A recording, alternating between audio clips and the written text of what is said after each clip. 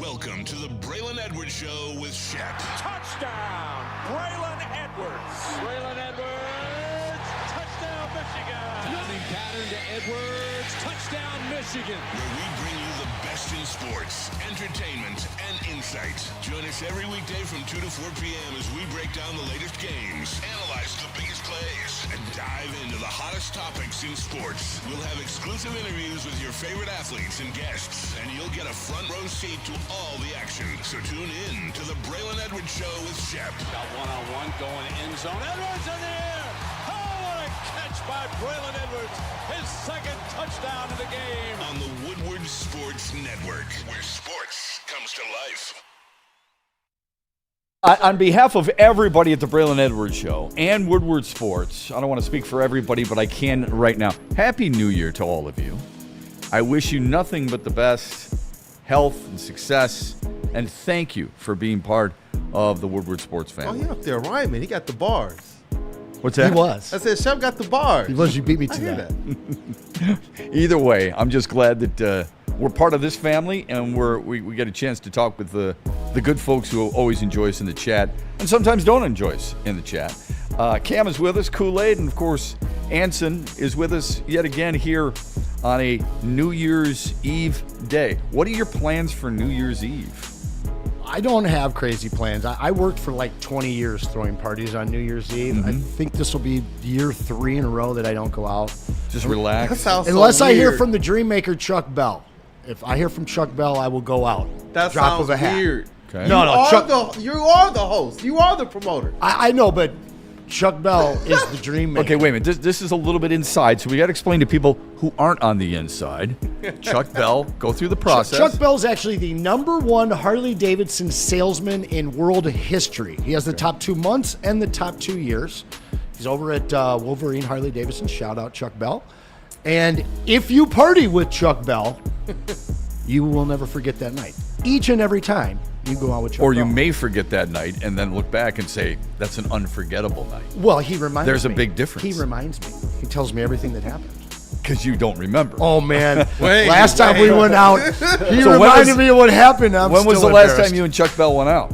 I think that was summer.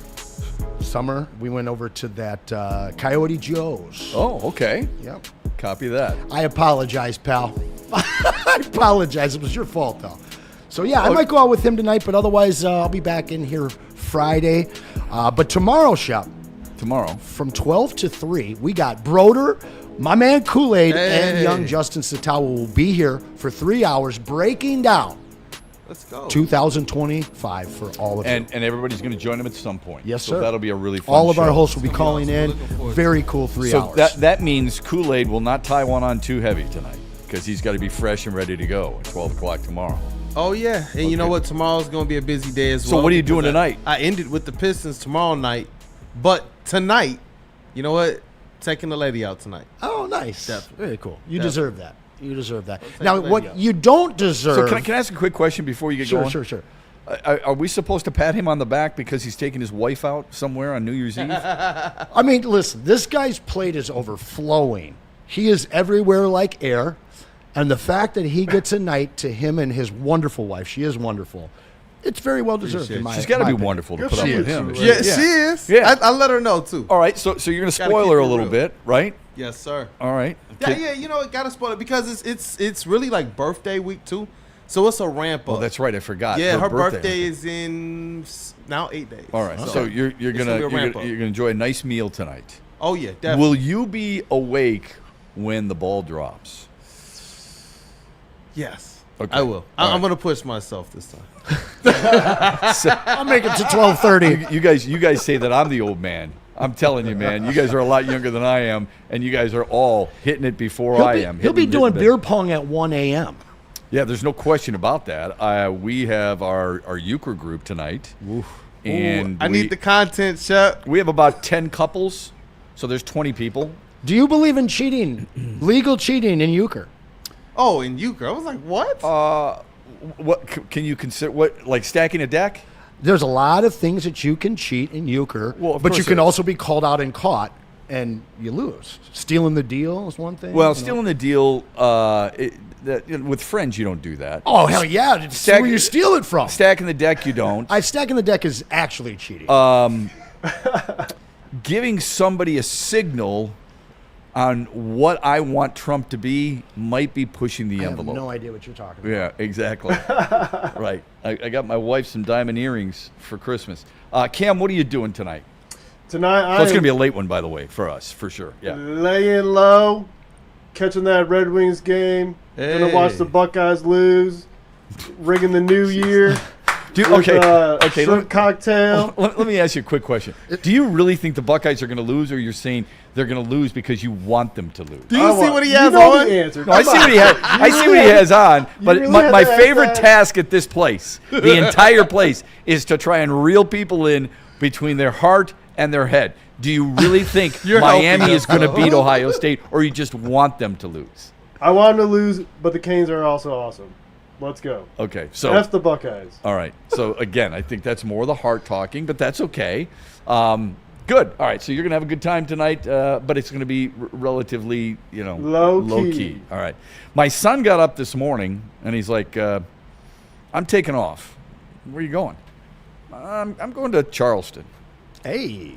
He just jumped on a plane. He Why and some not? friends. Charleston's fun. It is fun. Yeah. Got family there. So can I give him some phone numbers and addresses on where to maybe celebrate the new year with your friends or your family? Could. Okay. Yeah. So they're heading. He and some friends are heading there on a whim. Other cities. I think that's really cool. Other cities for the first time on New Year's Eve. Yeah. Really great choice. Yeah. So what would be that city for you? If you say New York, I did. I'm going to have to punch you in the liver. I did New York once. I'm beyond over that? New Okay. York. My ex went to Parsons. I spent enough time over there. Uh-oh. For me, there's some emotion. I want to go to another country, man. Oh, really? I want Okay. to go to another country. I mean, New Nashville. Zealand's already celebrated, just so you know. They've already celebrated New Year's. That's fair. That's fair. I might stay over on the Western Hemisphere, but the cool thing about it is everywhere you go, like every single spot has something going on. So Nashville, if I stayed here, I would love to experience Nashville, which I've never been to. I've been to most of the country, but I've never been there. Wow. Dude, please. I know. Go. It's a party. It's a party city, a bar district. But I'm not a country guy, so I have not been. No, there. that has nothing to do with it. No, I it like is girls and just- Daisy Dukes. Don't get me wrong. Yeah, Come on. okay. It is. And cowboy hats. It's not even about country music. It's just the bar scene is That's what I outrageous. heard. And I heard everybody's just having a great time. And but- you would love it. yeah, no. Okay. To me, So, that's the spot. Yeah, get some friends and go. We have a number of our good friends, and we call it the Nashville group because we went there as a caravan a few years back, and we stayed at a really nice hotel, and we hit those bars every night. And people are like, "Holy cow, you guys can go!" And we did. We went. We went, and we started early on a Thursday and came back on a Sunday. You will love it. See, I actually had an offer to get flown down to Raleigh and then go and see the Hurricanes game 2 nights and then drive back with a buddy that's moving a bunch of stuff up back to Michigan. Unfortunately, we wouldn't have been back until after Friday. And as you all know, we have a very large event here on Monday. So I needed to be here on Friday. But Shout out. I would have actually been to like my 4th or 5th hockey game in my lifetime and been able to check out Raleigh. That would have during been New Year's fun. Eve. Raleigh's a good town too. That's what I hear. It really is. But DC is But- it for me, man. Adams Morgan, DC, it's the neighborhood. Some pretty dope bars and restaurants there. When I was in college, New Year's Eve, I haven't had one like that since. I can definitely tell you that. It's So dope, man. Washington D.C. would be Washington, D.C., yeah. And you know what?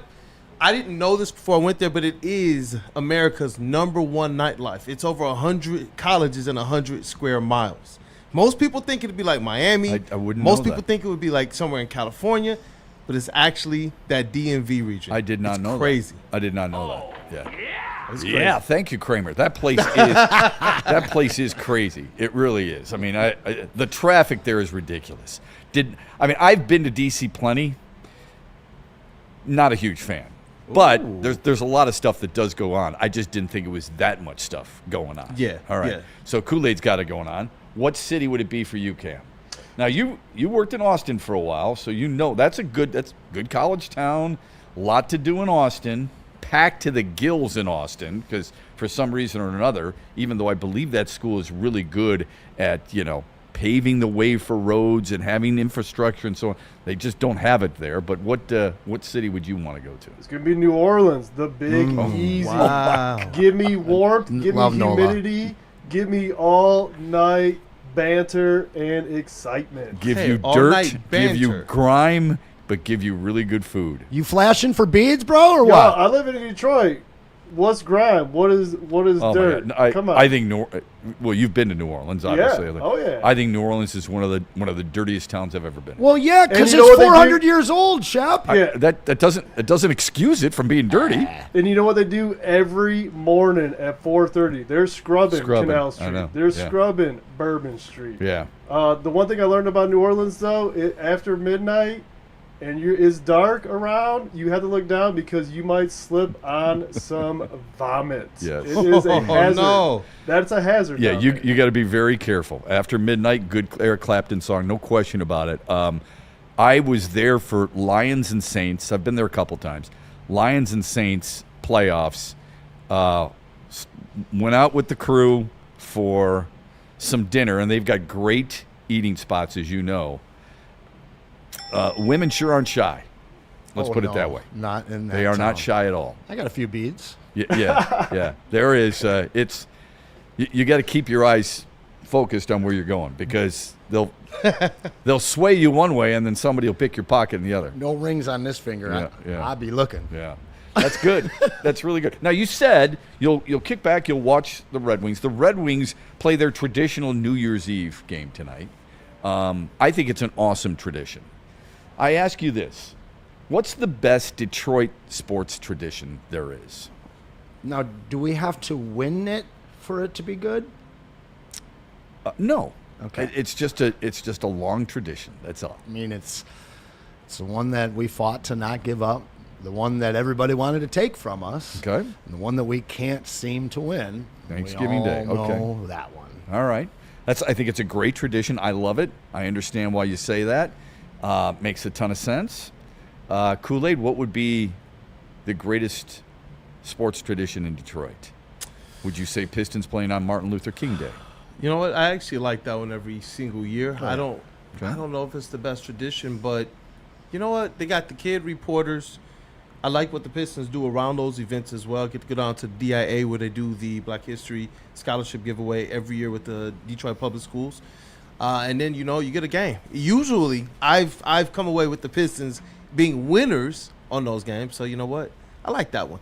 It's going to be tough, I think, to top Thanksgiving, but there was a lot of losing on Thanksgiving. Man, there is. There is. There's a ton of losing, but it's still special. Cam, what's the best Detroit sports tradition? You know what? Sadly, there has been a drought of this tradition at LCA, but I like that octopi on the ice. Ooh, that's good. Mitten Maid, I don't know if he's cheating or not, but this one just kind of electrified me. Mitten Maid says Tigers opening day is fire. Oh, yeah. It's a holiday here, yeah. Shep. There's about 5 cities in this country where it takes over. You Yeah, got Boston, I was New gonna York, I was gonna say Cincinnati, Chicago. I was gonna say there. I love that too. I think it's a great answer. There are no wrong answers, by the way. I think it's a great answer. So many teams do it, and they do it well. But only That's what I was only a wondering, half like- dozen, like the old school, baseball is still a big part of those old school cities, East Coast, Midwest cities. Boston. It's big, man. It is. It's a I it's a would say, holiday. I would say more than half a dozen. Like you mentioned Chicago. You're referring to the Cubs, not the White Sox. No. Okay. Philadelphia, Uh-huh. it's big. You mentioned Boston, both New York teams. Yep. It's big. Cincinnati, it's big. It is, huh? It's big in Pittsburgh. I imagine, yeah. Okay, it's big in Detroit, obviously. I think I love that tradition, and you're right, it is a holiday. I think a lot of cities say that. Well, I don't think a lot of cities deliver on it though. Like you go out west. I was there for Dodgers. We didn't actually go to the game, but we went to opening day. It's just kind of a small tailgate. you're talking. Yeah, I got you. Our whole city gets taken over. And I got a lot of friends that are like 18, 21 through my 20 years of throwing parties. And every year I'm like, you got to go. What do you mean? I'm not going to the game. Don't even get tickets. You don't have to worry about going to the Every game. single bar and restaurant and open little area of grass has got something going on. It is. Everyone buys it. It is a massive party. You can't go anywhere without somebody smiling. So I think it's an excellent one. Can I give my non-obvious one? Please. The March in Hamtramck for DCFC. Oh, through the neighborhood? How long have they been doing that? It's only maybe 5 years or so. I don't know if that's tradition. Well, but it's got to start somewhere, and it is very cool. They walk through the whole city. There's hundreds, if not thousands, of people, depending on how big the game is. And we had a partnership with them early on in the Woodward days, and he took me out there. That's and why. Got a chance to walk. But I just thought that was really cool, And Yeah, I think it's really cool. in 20 years, is it still here? Right. Is it 20 years? So 5 years to me, I don't know if that's tradition. If that's the case, people should be flocking to talk about Hope and Calvin play basketball since they've played over 200 times. Oh, stop. What? Oh, I see. So if basketball at the highest level can be traditional. No. Soccer in Detroit, because you like soccer, 5 years can be traditional. But two schools who play the game that you love so much, But this is like 200 times, Chef could be a lawyer. you a do really not like successful it. one. It's not good enough. It's not good enough because it's not the highest level. The reason why I think that it is different from what you're bringing up is the fact that, yes, you can go and sit in the stands and watch the game you're talking about. This is a hands-on fan experience where you're marching with hundreds and sometimes 1,000 fans to what's a smaller, less popular sporting event in Detroit right now. And then you get to this little But you sit in the stands and watch.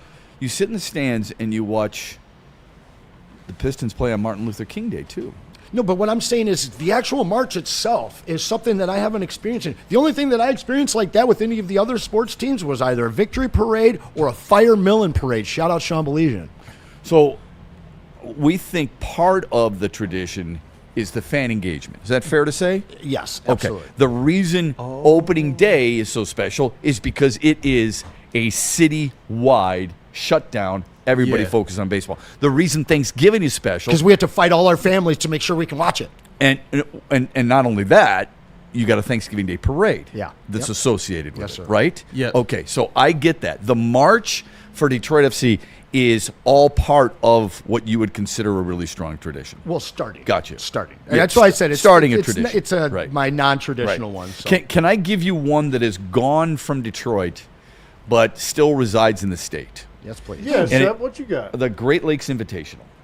Ooh, GLI. Okay, so the GLI, it's kind of near and dear to my heart because I called it for decades on TV and loved every second of it.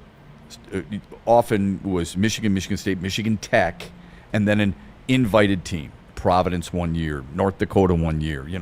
Sometimes it's Western Michigan. It would bring people in, and it was the longest running Christmas hockey tournament in the country. And it was great at Joe Louis Arena.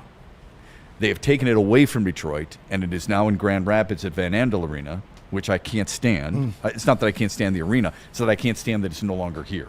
And I assume a lot of it has to do with the arena availability. At Joe Louis, there was one tenant, the Red Wings. If the you could schedule the fact that the Red Wings weren't going to play on that Saturday and Sunday. Whereas now, you've got the Red Wings and the Pistons vying for it. Okay. Now, the Pistons were on the road this year. It would have been perfect for us to have the GLI back in Detroit, but they're committed to Grand Rapids. I don't know why you can't clear both teams for a 2-day hockey tournament that has been so traditional, so important to the city, and so valuable to the sport at the collegiate level. We already know that not enough people, at least in my eyes, care about college hockey. Big Ten Network doesn't care about it. Local television doesn't care about it. Rarely do the newspapers even follow it. I mean, if I asked you who won the GLI this year, anybody know? Of course not. No, sir. You don't even know who played in the finals. And there's only 4 teams. Michigan State beat Michigan Tech 4-1. Go green. So that's second time they win it back to back, It's the first time in 25 years Michigan State has won back-to-back GLI championships. Shout out Trey Augustine. Trey Augustine was the all-tournament goaltender, made 32 saves in the final game. So those are the things that I wish we carried on. I don't know if it's a tradition, at least in Detroit. I can't call it one because it's shifted 2.5 hours away. Can I go back to this DCFC March here? It looks like it's Now you're going to do your growing. research? It's been Now growing you're gonna- for about 12 years. Now you're doing I the didn't get the research. text before the show, buddy. I apologize. I man. do have 3 things too. So 12 years.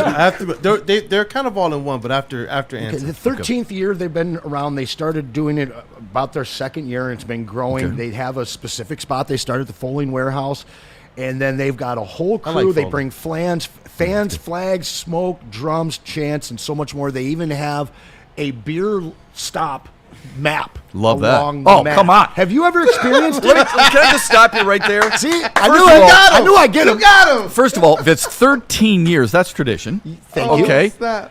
You're way off. Going from 5 to 13, it can't be that important to you if you're 8 I've years only done wide, it once. Okay, that's like missing get your it. anniversary. Have you done it? 8 years in a row. Have you done it? No. It's- Why you would I should- do it? Because you'll dig it. It's really a cool experience. Well, you just mentioned the key word, so of course I'm going to do Shep. it. He's in. Hey, Anson, you're gonna have to tell Neil to hook this up for sure. Oh yeah. Neil's got the hookup. You He's don't think I royalty can down you there. don't think I can get hooked He's up got- he's on got a a network. DFC without He's Neil? got a network. Are you telling me you're thinking that I can't get hooked up for a soccer game without Neil Rule? Are you effing play kidding like me? some type of wah wah Football. wah? I deserve that one. Yes, you did. But I do have 3 things. All right, give that me we the should 3 things. consider. Here we go. And they all deal with the Motor City, right?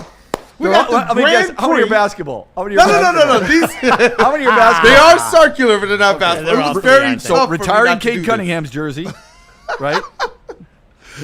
I wanted to say something about like the Joe Dumars Fieldhouse or something, but we do got the Grand Prix, Okay. Yep. the Again. Woodward Dream Cruise, and the Auto Show. And the reason why I saved that one for last is because thank you for removing it from the summer and putting it back in the winter. no, stop, I like the stop, winter. stop. That is the tradition. The NAIAS is trash. We have Autorama. Okay? No, I'm being serious. That is all brand new cars, prototype cars. I grew up and on it, man. I mostly was at the cars that banquets and all aren't that. built I here love in it. the Motor City. Yeah. All right? Autorama is Detroit steel on display. And heaven help yourself to the basement because it's really fun down there. Yeah, Autorama. Autorama encompasses Motor City When and is it? our Detroit. Where is it? That is beginning of February, and that is at the building formerly known as Cobalt. Kobo. So same. Yeah. Well, no, but NAIAS is now outdoors and in summer now. Well, they're supposed to be was. moving it back They're to moving winter it- now. yeah, they're they moving it changed back the to the tradition back, and it's supposed to be Good getting back to decision. the roots. It's a great Because that's decision. what I grew up on. That my got pops was in. overshadowed Can in I summer. just say this? And I've got a lot of friends who work that show. It's not what it used to be. It's not. No. Okay. I agree with And- that. and What as is? much- What is though? What is the same? I think that one fell You know way what the too same far. is? Same. You I'm know the what the same. same is? I was- Once again, this February, Jack Frost Auto Museum will be taking home at least 3 trophies as we do every year. I would say this. When it comes to the Detroit Auto Show, that used to be one of our jewels. Yes. One of our Absolutely. crown jewels. It really Worldwide. did. Yeah. It is a far cry Oh, big from time. what it used to be. LA's is a far cry. It's Yeah. primarily, from what friends have told me, it's really in the Orient. It's really overseas, which are the big ones. They have really peeled back on it. I wish Yeah. it were different, but it's something we take a lot of pride in. That's a good one. I hear The- they're supposed to be updating it for this year. It's going to be interesting to Mm. see. They're talking about getting back to their roots. I grew up on that. The old, auto shows. Did My you go pops to a was lot in of the them? Industry. A lot of them. All the Okay. pre-events, post-events. A lot of times when I was just like, I'm ready to go, but Yeah. it was stuck with me. Let But me it ask you this did question. change, man, when I Did got you- older. Did you ever buy a car based on seeing it at the auto show? Nope. Yeah, me. Either. I've been a number of times. I wanted some cars you know based how I off feel. of it. You know how I feel. I'm one of those guys. I don't like the mall. I could not wait to get the hell out of there. However, I do understand, and the black tie event's really nice. Yeah. Okay, Yeah. been there, done that. The cars are phenomenal. It's incredible to watch, and I've never gone in there and said I got to get this car and run out and get and purchased it. It honestly, that's my problem. with It feels more like a weekend for all the Like dealers. enthusiasts? Yes. To see Dealers, what's coming yeah, out. it does. You know. Right. And I if, agree. And if you're a human being that wants to buy one of these cars, you're going to wait 6 months to a year, and maybe you can get your hands on it. But the majority of the stuff that you're seeing there is years away, or at least a year away, and it's really for those guys that are stocking their. But I lots. will say, from my perspective, that's where my dad worked. When he went from the plants, he was at Chrysler for over a decade, to the supplier game. He was a part of making the future happen. okay. The Viper that got released in like 1991, it was his team that did every single piece of wire in that Yeah. thing. So That's when it awesome. hits the auto show, it's like we get to see the things that we couldn't know wait. Pops was literally So what like has working Pop said about how it has He doesn't been like more it. minimized? He does not like it. He's been vocal None of about the car that. people Yeah, do. so, some people said, like Mitten Maid said, too many automakers skip the auto show.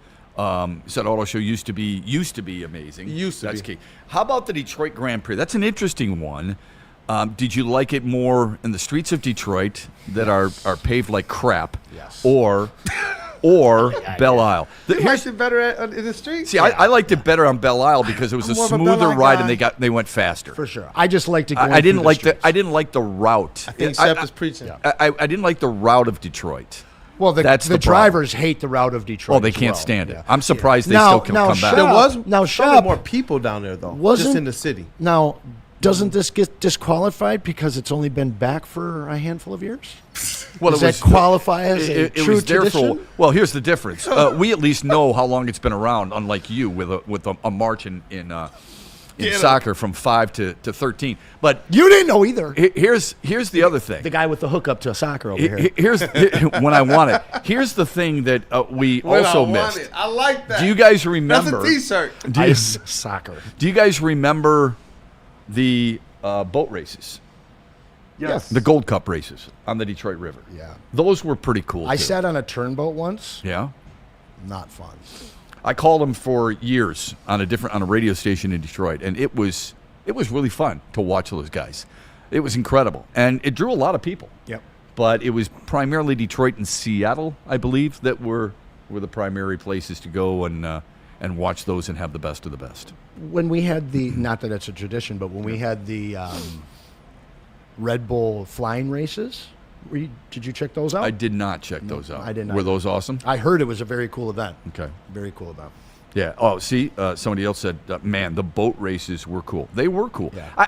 I guess I get caught up in that because it's a way to promote Detroit again.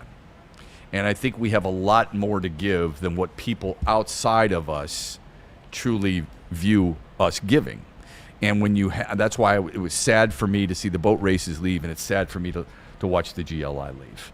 I'm not dumb here, man. I understand where college hockey ranks on everybody's totem pole. Sure. But at least when it was in Detroit, and at least when Michigan and Michigan State were involved, not that they were in the championship all the time, but it brought us something. Yeah. And there were places that were showing highlights that I think helped promote what Detroit was all about. Well, and maybe I'm biased, but it seems that in terms of prep, hockey, turning out, young guys that are going to make it to the league, and in terms of just sheer volume of teams playing hockey, I feel like Michigan is the leader of the United States. I know that there's some East Coast cities and stuff, but I'd say Minnesota, Massachusetts, and Michigan. but you think about all the reciprocity between Michigan and Canada right over the border, man, and it's really a great home to have it here in Michigan. Even though it's on the west side of the state now, it definitely should stay in the state. Yeah, I love how so many. I mean, all my kids played hockey, and I love that there were. So a friend of mine is a billet family. They have kids literally from Florida come up, stay with them because this is where they want to play hockey. Yeah.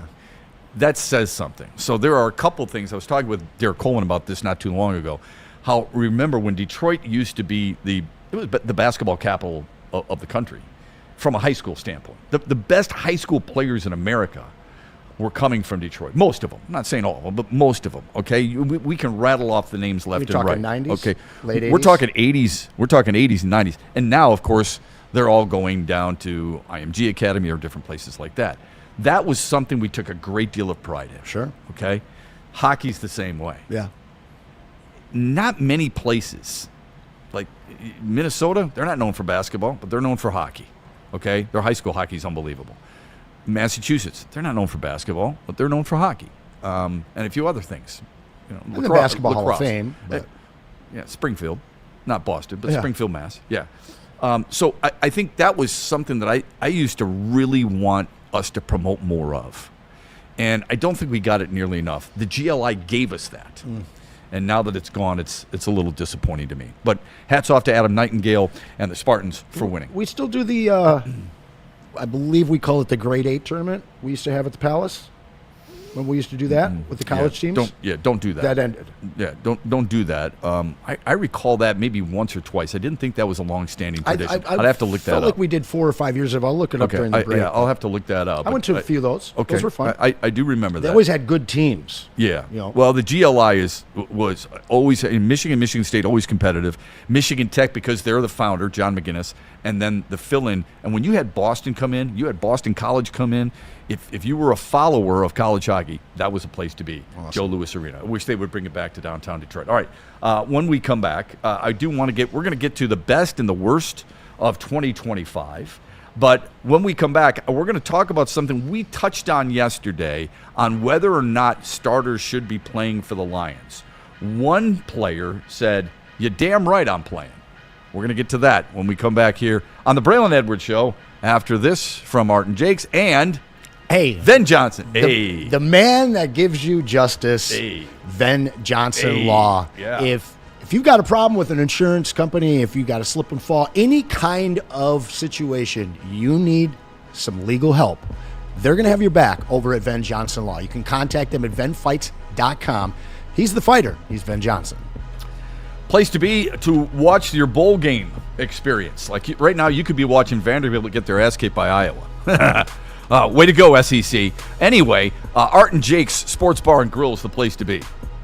80 TVs where you could be watching Vandy and Iowa. You could be watching Michigan and Texas a little bit later on today. You know what else you could be watching? You could be watching the Wings play the Winnipeg Jets, and you could be watching Miami and Ohio State play. And Cam would be right next to you going, I think it's going to be Miami because I hate Ohio State. All those games on at the same time at Art and Jake's. On top of that, 22 draft beers, sounds really good, and great food pictured there and then some. Try the Bam Bam Shrimp, please. If you like shrimp, if you like any of that, it is so good at Art and Jake's. 22, make it 6 locations, throughout the state of Michigan. Enjoy. It's awesome. You know how some things are so good they should be world famous, but they're not? Our house-made vinaigrette is one of those things. And the antipasto salad, we drizzle it over. Same with our hand-battered chicken tenders. Original recipe soups and pasta sauces. It's almost as if our original, world-famous Detroit-style pizza is mocking them. And that's not very nice. Why do we fight? We fight to protect the innocent, to hold the powerful accountable, to bring the oppressors to justice. Why do we fight? We fight to secure and preserve our civil liberties, to get each and every one of our clients the justice they deserve, and to make the lives of real people just like you whole again. Venfights.com.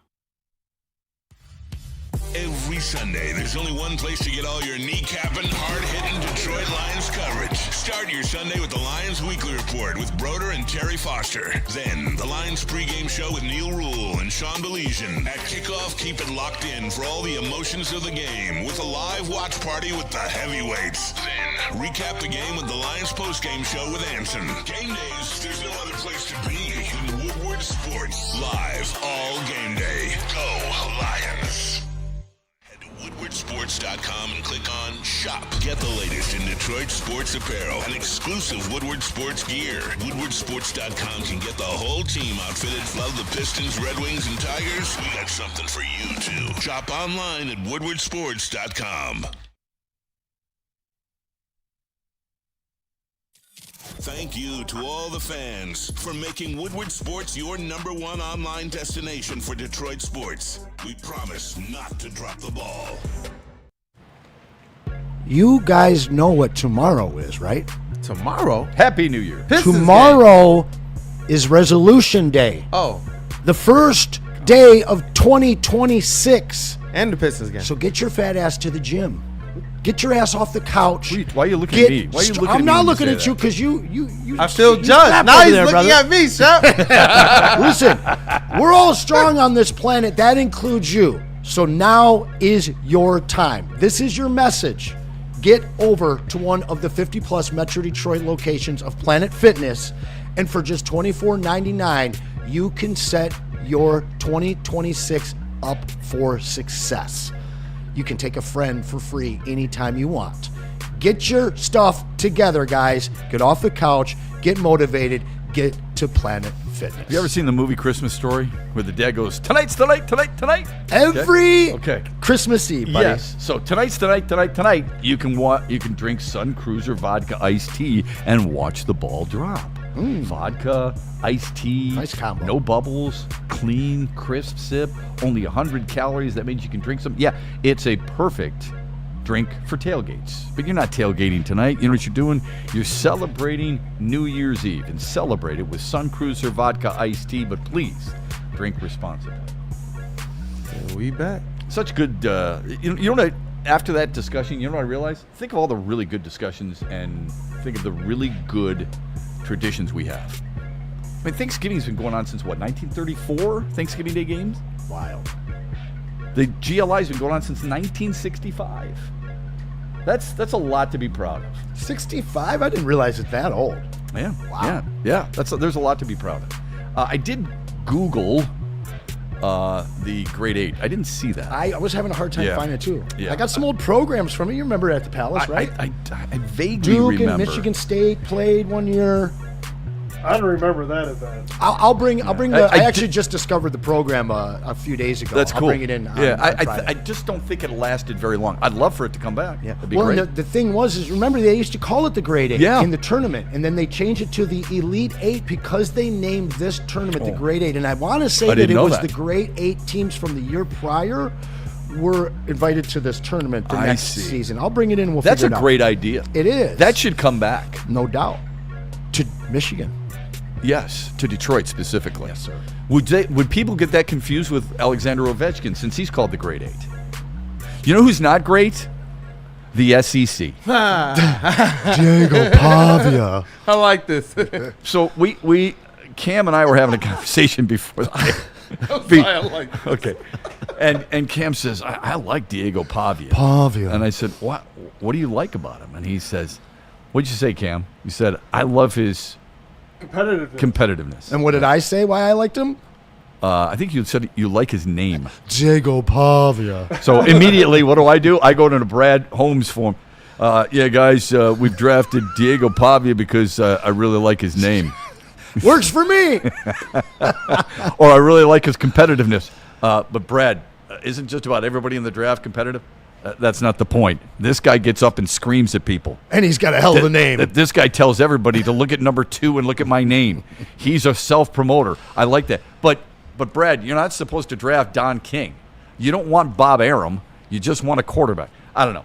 But the funny thing is that Iowa right now is beating Vanderbilt, 14th in the country, SEC 24-17. And by the way, running down their they just throat ran this one. What is that, outside the 60 numbers yarder? and a stiff arm inside the 5.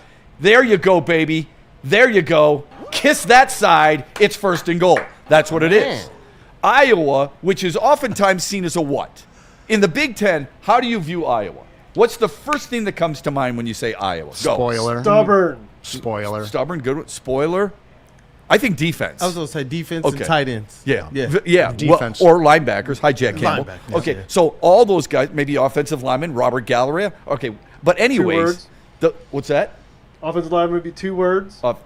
Good point. Good point. Unless you forgot the space bar, that's a really You good just point. shep on that one. You did. You got me good. I think it's awesome that the Big Ten is doing what they're doing. They're 6-1. The lone loss is one of the more overrated coaches in all of college football, Lincoln Riley and USC last night losing to TCU. He's 35-18 in his first 4 years at USC. Did you see Lendale White go off on him on social media last night? Go off on USC? So you've had Keyshawn Johnson scream about him. You've had Lindell White scream about him, that they're not that good, all this other stuff. What's he won at USC? Tell me what a guy like, I was going to say Lane Kiffin, but that's not even fair. But if you look at USC, he was really good at Oklahoma. But if you look at USC, tell me what in the world that Lincoln Riley has won. I can't remember USC being relevant since like the 80s. To me, and I know this sounds stupid, but it's going to be at least 3 more years before I can even consider USC or anybody else anything but a Pac-10 school. You mean Oregon and UCLA Yes. and okay, Washington? No, they're all Pac-10 schools for me. 3-4 more years, maybe. Dude, he's never won a Rose Bowl. It's not fair to say he's never won a Big Ten title because he's never won. He didn't win a Pac-10 title, Pac-12 title. That's an easier division. Okay, easier conference to win. Here's what he's done. He's won a Cotton Bowl. He's won a Holiday Bowl, and he won a Las Vegas Bowl to get to 7-6. That's what he's done. Anson looks impressed. I am. That Vegas Bowl is a tough W. How about that, man? I mean, so that's the one loss for the Big Ten. Because last night, Tennessee was beaten. Rocky Top? Yes, Rocky Top was beaten last night by Illinois. Oh, yeah. Illinois beat him in the Music City Bowl, 30-28. The Vols and Missouri, how many wins have they had this year against teams with winning records? Anybody? Combined, Tennessee and Missouri. 4. Kool-Aid? Say 3.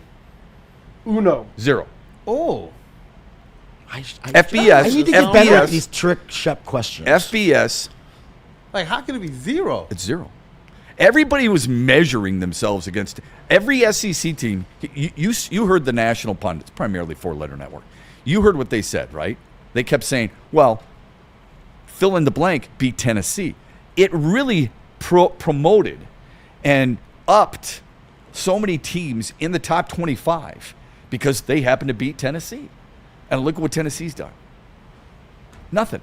The SEC is 0-4 in bowl games against FBS teams, or Power 4 teams. They've got 2 wins. That's it. And they're getting beaten again. And I hope Iowa continues to beat them. I like Vanderbilt. Why? Because they're the Northwestern of the SEC, and they're actually smart. having a good year. So you must like Indiana then, right? I love this Indiana run. Okay, good. I love this Indiana run. Absolutely. The only reason I'm I an say that is underdog. Indiana's a really good. It's a really good school too. Yeah, I'm an underdog guy. I always have been. Indiana's not an underdog though. But hey, Indiana being the number 1 seed in the college football playoffs for the last grand 30 scheme, years, no They one still would have feel like smoked underdog. that up on any kind of peace pipe. Nobody. No. But going into the game against Alabama, they are favored. Yes, and there's a question you have written down that we're going to talk about, and that's probably my answer right there. Okay, you want to talk about that? Yeah, you're asking or do you want to get into Lions right now? We're here. Okay. Let's talk about it. And Okay. to me, the most pressure is absolutely on that number 1 seed. So who has the most pressure in think- college football? Yeah, I think it's Indy, because everybody thinks that they're a fraud. And obviously they've had this great season, but they look at the strength of schedule and all these other reasons to knock this team down a couple notches and say that they don't deserve to be there. They've got an opportunity to beat a inferior Alabama team compared to what most Alabama teams we've seen over the last 20 years, and show everybody this is not a joke. And I want to see them do that because it's a cute story for the Big Ten until they get eliminated. If they move on, everybody has to start really putting the Big Ten and the SEC a lot closer than they have been. Kool-Aid, who's got the most pressure on them in the college football playoff? I don't see how it's not Indiana. I don't. I look at a squad here that has number 1, and I feel like that comes with expectations.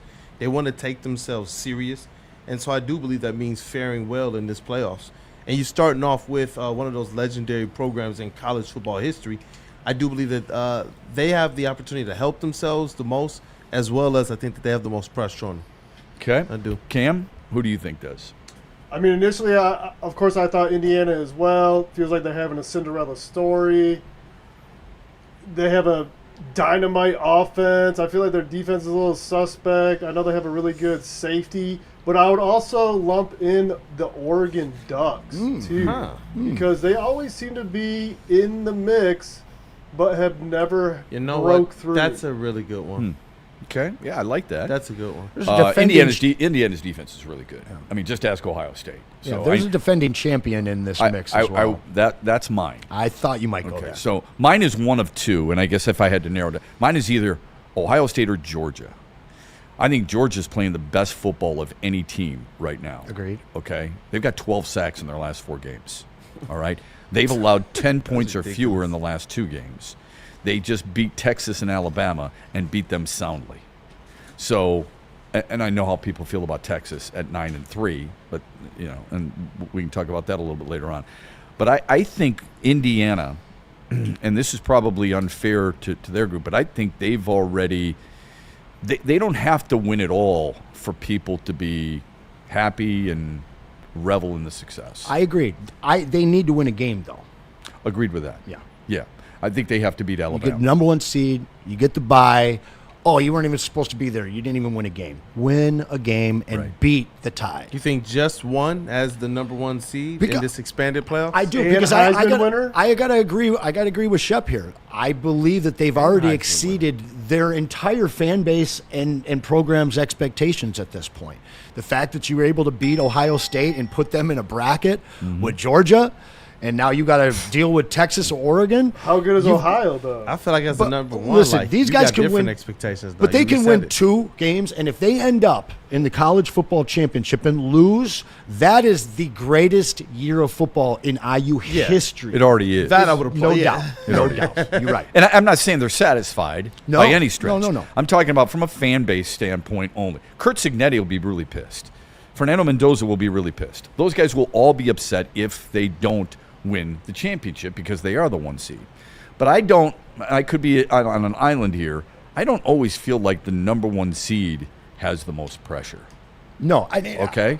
I don't think that they do either. I think take the seed away. Kind of uniquely Indiana. This is just it kind of is. Well, yeah, like, I mean, in the NFL, if we're going to look toward the AFC, for example, if New England is the number 1 seed, do you think they have the most pressure, or do you think Buffalo has more pressure on them? Oh, no. Indiana's the college football of they're the Lions, effectively. Well, I almost feel like it's like that. Like 2 years ago when they lost to San Francisco, like everybody expects this team to fall on their face. They think that they're a fraud, that they shouldn't have been the number 1 seed, that they only beat Ohio State because they were checked out. They got to win a game so that all of this possible like bonus to their recruiting this offseason because of what they did gets cemented. And it's actually good for them that Alabama beat Oklahoma. Because no longer can people say, well, it's not that good of an Alabama team. Now, we don't think they're as good as they used to be. They're not Nick Saban-esque. But coming from 17 down in Norman to beat Oklahoma, that's something. Validates it even that much more. So I would agree with Indiana having to win a round, but I do believe the overall most pressure, we're talking about internal and external, the expectations of Georgia, and quite honestly Alabama too, but probably not this year coming into the playoffs.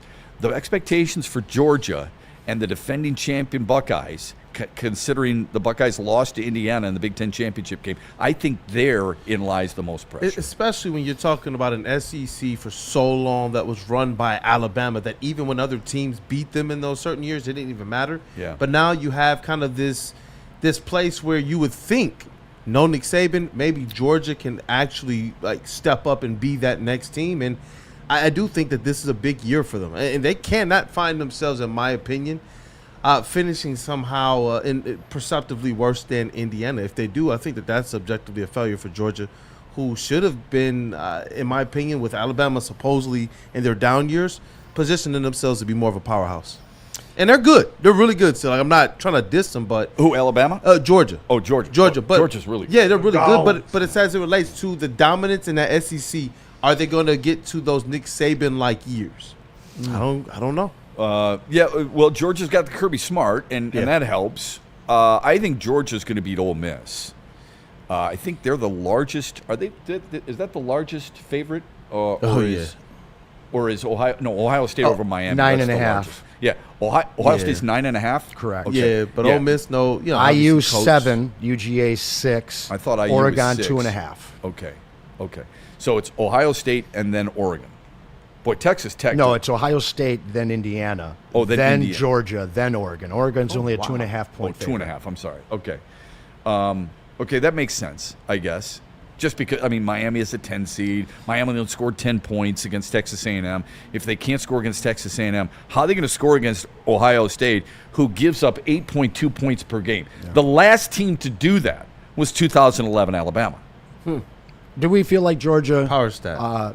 Do we feel like Georgia OSU is the championship?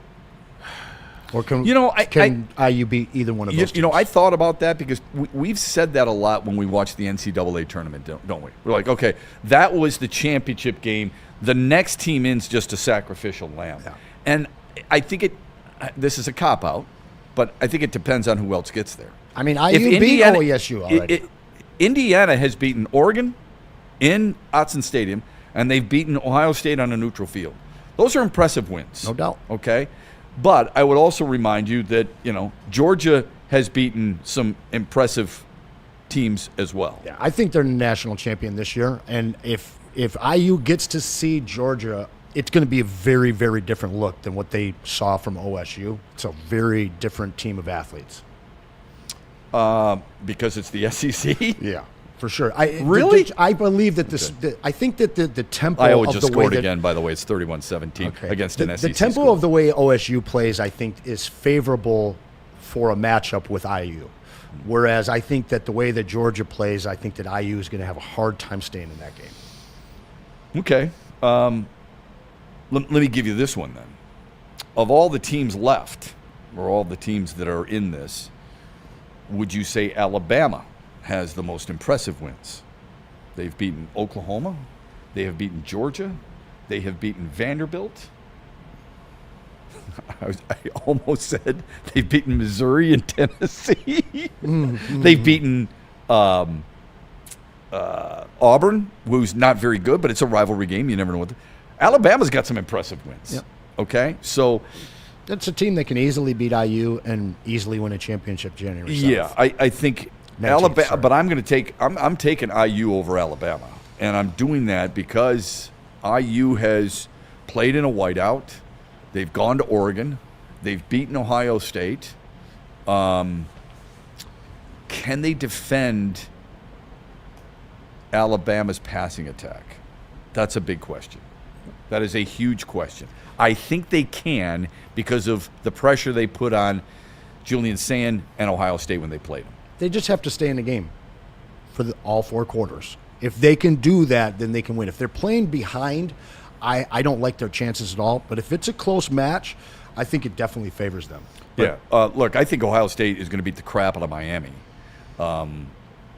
In fairness to Miami, their strength is their defensive line.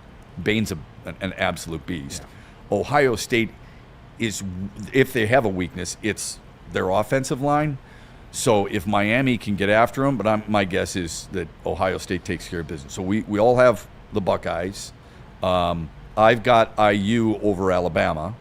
I've got Georgia rather comfortably over Ole Miss. Mm-hmm. Who do you have in Texas Tech and Oregon that might be the best game of the entire next couple of days? Mm-hmm. I think it's Texas Tech, Alabama, Georgia, OSU. You got the Red Raiders. I would love to. Yeah, I do have the Red Raiders. And what was your 4 one more time? Texas Tech, Alabama, Georgia, and OSU. And I would love to see IU get out of this round with Alabama. I'd love to see them crowned champions in a month from now or 3 weeks from now. But I don't see them getting by Alabama. So here's my problem with Texas. I like Texas Tech a lot. I do. I've said that for a while now. They are so good against the run. You can't run against them. They're the number 1 rushing defense in the country. All right.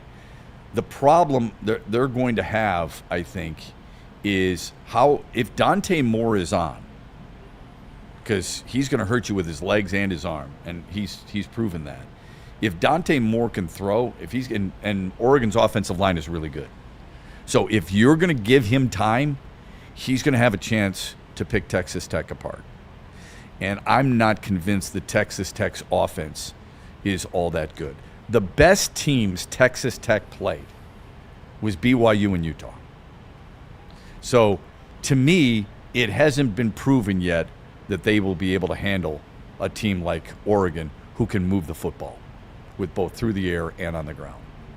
Yeah, I know we're about to hit the break here, so I'm just going to squeeze this out. I don't want to talk about it too long, but I don't understand what Utah fans are doing right now. You guys think that Michigan fan is your friend. They've made this strange social media alliance between the Ute fans and the Wolverine fans. And Utes, you guys are merely now just cuckolds of the Michigan fan base. Can you explain this? Because I'm unfamiliar yes, with it. because they're so excited. No. Listen. He wants a Utah. No, I'm just wondering, what are you referring to? Help us out. They got Kyle Whittingham, right? He's in Michigan now. Right. And so the Utah fan base is so excited about this. Like, Michigan State fan wasn't an alliance with Northwestern. Hold on, stop. We didn't turn into LSU fans when Nick Saban left right before the Citrus Bowl and handed the team over to Bobby. All right? Yeah. I know that there were some idiot Detroit Rams fans when we traded Stafford, but Utah Ute fan base, you don't realize that in just a few short months, you're going to be seeing your best players playing in Ann Arbor. You actually think that the Michigan fan base cares about you at all? They literally just stripped your whole program down of your best assets and took them, and now they're pandering to you, be like, oh, I love Ute fans. This is the new alliance of the best fans in NCAA. You're a cock of the most despicable fan base in sports, a team that didn't deserve your coach. I have no idea. What is in... Is this an article? It's all over social media everywhere. Michigan fan is saying we love Ute fans, and then Ute fans are we love Michigan fans. And there's like these two guys, a Wolverine and a Ute shaking arms, and they're all big, and they're like, oh man, Unity we're the best, America. the number 1 and 2 best fan bases in the U.S. Unity in America. These poor people in Utah don't understand what's about to happen to their program. Well, you're right. They're probably very naive. Now, is this one tweet? Or it is pervasive. Because you're saying it's everywhere. I haven't seen it. It is everywhere. Okay. It is pervasive everywhere throughout social media. Maybe they're just nice people. I think it's ridiculous. They are nice people. I think it's kind of ridiculous for them to think that, knowing that Kyle Whittingham is probably going to poach a lot of their really good players. Stripping them down. Okay, but I think a lot of those people also recognize that they wanted Kyle Whittingham to stay. Oh, yeah. Okay. And now they want to root for him at Michigan. No, well, they're not a threat. Michigan's not a threat to Utah. But they actually think that Michigan fans really love them. We do. No, you don't. Look at you laughing right in Utah Utes' face right now. Well, do you think Michigan fans are so naive to think that Utah fans truly love them, or do you think that's... Oh, no. Michigan fans know that they truly love them. So when Michigan gives the love to Utah, you think it's fake. When Utah gives the love to Michigan, you think it's real. Look at Cam's Ring the face, bell. dog. Ring the bell, Cam. Ring the bell. Ring the bell, Cam. Oh, yeah. Yeah. Thank you. That was for you, Shep. I just wanted that clarified. All right? Listen, man. Yeah. Utah Utes, don't fall for it. Hey, look, Silas Byrne in the chat with the $5 super chat says, Anson, stop. You're making Michigan sound like a cool, evil villain. I can't help but root for the Dark Wolverine. Dude, it is. It's Dark Brandon over there in Ann Arbor, man. Y'all know Dark Brandon. My favorite is from Freddie. He says, what about the – how about no one cares about the Utes except for Keith Van. See, that's it. He's actually alumni. Utah Utes fan. That's coming from a Michigan alumni. They are blowing smoke up your short skirts out there. Salt Lake Shitty, man. That was so funny. All right, well, when we come back, something interesting said by a Detroit Lion about a topic we had yesterday. We'll get to that when we return. As we approach the top of the hour, and Michigan and Texas in the Citrus Bowl here on the Braylon Edwards Show. After this, from Smoothie King, which I wish we had a full desk of, and Sharon's Heating and Air Conditioning. Maybe Friday we'll get Smoothie King in here, because every Friday we highlight a Michigan athlete of the week. Smoothie King is setting them all up, and actually, if you scan that QR code right in the top right of your screen there, you can nominate someone you know in the state of Michigan to be next week's Smoothie King High School Athlete of the Week. But you got to get over to Smoothie King. They got real food and protein options that actually help you feel good before or after workout, or just before going to work or on your way home from work. So head on over to Smoothie King. You can also download their Healthy Rewards app and find out your go-to blend. Check them out, Smoothie King. Hey, do you want to watch Nebraska and Utah next, Anson? Because they're coming on right after Iowa beats Vanderbilt. It's Utah. And I wonder if Utah will have a bunch of signs that say, "Hello, Michigan, we love you." I mean, I bet they will. That's what there will be some block. That's what you're suggesting right now. Sharon's Heating and Air Conditioning is suggesting that you take care of your home. It's your largest investment, so make sure you're taking care of it, making sure you have the right people checking out the most important parts of your home. Sharon's Heating and Air Conditioning are specialists. They are experts in making sure your home is warm in the wintertime and cool in the summertime. Check out their website, SharonsHeating.com.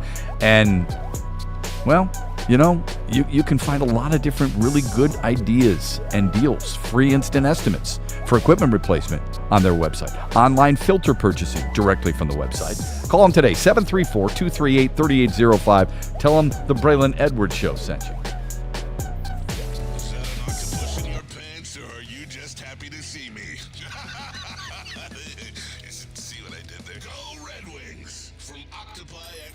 Woodward Sports. Like a frostbite straight from the divine. Cold rush on my skin feels so fine. Muscle freeze, the ache. No side effects, no mistake. Chill Sub-Zero. Icy and true. Feel the chill. It's all for you. It's not magic, just science play. Chill Sub-Zero. Looking for your daily sports fix? Look no further. Join Braylon Edwards, the University of Michigan legend. Lofting it, right corner of the end zone for Braylon, up in the air. Touchdown, Michigan! And Shep. Do you believe this comeback? Your favorite sports commentator as they tackle the hottest topics in the world of sports. Catch the Braylon Edwards Show with Shep, Monday through Friday from 2 to 4 p.m. on the Woodward Sports Network. Get ready to laugh, learn, and love sports like never before. Every Sunday, there's only one place to get all your kneecapping, hard-hitting Detroit Lions coverage. Start your Sunday with the Lions Weekly Report with Broder and Terry Foster. Then, the Lions pregame show with Neil Rule and Sean Baligian. At kickoff, keep it locked in for all the emotions of the game with a live watch party with the heavyweights. Then, recap the game with the Lions postgame show with Anson. Game days, there's no other place to be than Woodward Sports. Live all game day. Go Lions. Gives away more cash and prizes than Woodward Sports. You don't believe us? Here's our latest $10,000 winner. You guys posted, hey, if you guess all this stuff right, we'll give it's $10,000. I'm like, okay, well, why the hell not? And the winning doesn't stop there. How about our Outkick Your Coverage winner? I think you won. We got everybody. This guy's got a hot girl. Bigger prizes, bigger giveaways, cash, merch, tickets, and more. All from the biggest sports network in Detroit. No one does it bigger and better than Woodward Sports. Make sure you're following, liking, subscribing on Instagram, Facebook, X, and YouTube for your chances to share in the winning. From Detroit's #1 sports network, Woodward Sports. What is up, y'all? Today I am celebrating my 1 month work anniversary. And guess what? I have sat in that massage chair a dozen times. Every single time, that thing has cracked my back, feeling so good. So upgrade your relaxation game. Check out Massage Chair House in Bloomfield Hills. The largest massage chair room in the Midwest with top brands for massage chairs like Infinity and Osaki. Located right up the street here at Woodward and Long Lake Road. Experience luxury comfort with Dr. Duncan. Eric Duncan, that is, the wellness doc creator of the top YouTube massage chair review channel. Book a visit at www.massagechairhouse.com or scan the QR code. Massage Chair House, your ticket to ultimate recovery and relaxation. New Year to everybody, and Amon-Ra St. Brown is right there wishing you a happy New Year. He and his foundation making a difference off the field for sure. They are showing us the true meaning of what community and caring for kids is really all about. And through the Amon-Ra St. Brown Foundation and Lady Jane's Haircuts for Men and Wicked Awesome Wishes, we are staging a fantastic event here at the main event in Birmingham at the Lady Jane's facility on January 5th, so it's next Monday, from 4 till 7. Children who are facing life-altering challenges and illnesses are going to be with us here at Lady Jane's at this flagship salon in Birmingham for a night of joy and unforgettable memories. And we're going to have a special dinner for them, a lot of fun activities and a lot of crafts and things like that. We invite you to tune in to our network, Woodward Sports, live Monday, January 5th. We share and support this amazing cause. You can share and support it as well. How? By doing one of two things, going to the stbrownfoundation.org website or by going to the wickedawesomewishes.org website and help us in that regard. It'll make you feel really good this time of year. And we back. That man's name is Biff Poggi. Poggi. Biff Poggi. Yeah, right. Biff Poggi. I don't know. Just looking at it is fun. That man just loves football. He looks like it, man. He looks like it. He loves money because he's invested well. He's got a lot of money. Michigan and Texas about to kick off, and we'll keep you updated on that because I'm sure it's something that a lot of people are interested in. We had an interesting conversation yesterday, and that was on the Lions and whether or not they should be playing their starters. And I thought you brought up an excellent point regarding Kansas City. If you want to follow an organization, what does Kansas City do? Kansas City doesn't play, or at least last week, didn't play a lot of their starters. I don't know if that works for you with the Rams, because the Rams didn't play their starters last year. But guess what? They're playing them this year. Sean McVay is playing his starters in the final game of the season. And even though I guess there is something on the line, it's more they need Seattle to beat San Francisco, and they need the Rams themselves to beat Arizona if they want to get the 5 seed, okay? Otherwise, they're stuck in the 7 seed, and you and I both know what that could mean. That's a much more difficult route. No doubt. So we wondered aloud, why would they play? Jared Goff, who I hope has won a lot of people over in this town. I know there's a number of people at our network here who absolutely stand by him, and rightfully so, said this, and this is from Section 344 Lions in a tweet. When somebody said to him, "Why are you playing this week?" his response was, "Because I'm the quarterback of this team, and that's what I do. I play on Sundays. The bottom line, I don't care what the situation is, we're going to go out there and give it what we have to try and win."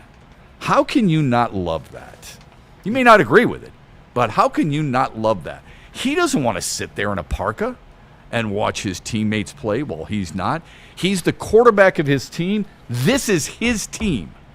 He wants to go out there and play. Kudos to him. I give him a ton of credit for it. He only wants to play because he'd get cold if he's just standing there, Shep. No, honestly, this is exactly what you want out of your quarterback. Yeah. I mean, when it was Stafford, as much as we would have liked to have seen some more playoff wins out of him and some more playoff appearances, the guy was a gamer. Broken ribs didn't matter. You knew you were going to see him out there. Wait, I thought Zach Fowler called him a China doll. Yeah, I've heard that. Well, you know, when Jared Goff came over here, well, he's a Cali boy. He's soft, and he can't play in the elements. And I'm still not convinced that he's the best quarterback in the elements, but he's not shying away from any matchup on any field in any conditions against any team, and that's who you want as your QB. Dude, isn't that funny? He's a Cali guy. He can't play in the elements. You know who else is a Cali guy? Tom Brady. You know who else is a Cali guy? Aaron Rodgers. Those guys are Cali guys. Came all over that one. And those guys play in the elements pretty well, don't they? Mm-hmm. You know? Champions. Yeah, it's amazing how, but we never go the other way. College ball here then. We never go the other way around, do we? Do we ever do that? Do we ever say, you know, well, Dan Marino was a Pennsylvania guy, grew up in the elements. How was he gonna handle the heat of Miami? I think he did pretty well. You know what I'm saying? I mean, John Elway's a Cali guy. Denver, it gets flipping cold.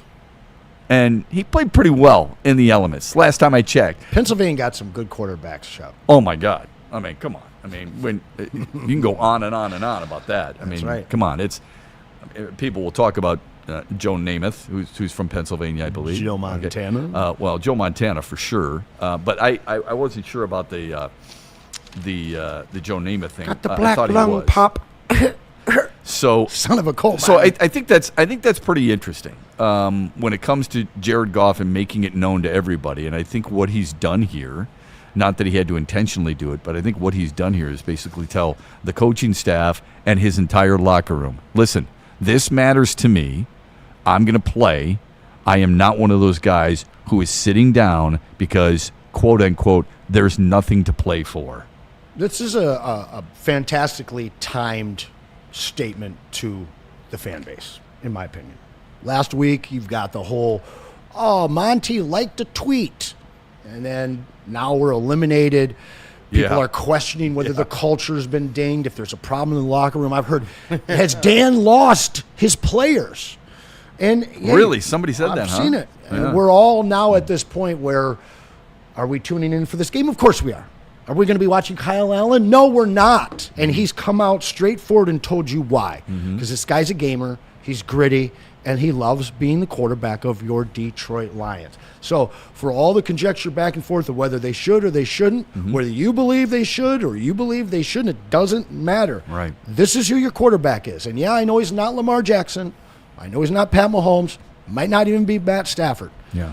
But Jared Goff is a gamer, and he's ours. Do you have a problem with him coming out and saying it and almost making sure he is giving this statement to anybody who will listen that this team is not going to sit me like the Raiders did with Max Crosby? The timing of this is perfect. Where the whole fan base for the first time in 3+ years is teetering, not knowing what to expect from these guys in Week 18, where we know there's no Week 19 for this team this year. Your captain stood up, deflected it all from the rest of your team and said, I'm playing. So now every other guy after that, they're going to fall in line. Nobody's going to ask out of this game. And at this point, now you put the onus on admin and your coaching staff to make a very serious decision. And realistically, I think that after he came out and said this, you can't sit guys now. Because anybody that sits is soft in the eyes of the fan base. And the fact is 9-8 and a sweep over Ben Johnson at this point is the one way they feel they pull a win out of this lost season. Well said. Somebody in the chat, Joe Namath played at Alabama. Oh, I know he played at Alabama. Boy, was he born. He was born in Pennsylvania. Played his high school ball in Beaver Falls, I believe, Pennsylvania. So that's what we were referring to. I know he played at Alabama. The Richard Todd played at Alabama. Alabama had a nice string. Kenny Stabler played at Alabama. Watch out for the chat police, Shop. The chat police. Chat police will get you, even if they're wrong. I'm not too worried about it. Michigan just forced a Texas field goal. Anybody who thinks, and I know we're all in agreement because we had this conversation yesterday, anybody who thinks that this game doesn't mean anything, watch the way some of these players, when they make a tackle, when they catch a ball, watch the way they react. Well, didn't Texas keep Michigan out of the college football playoffs this year? Last year? Oh, they didn't play at the beginning of the season?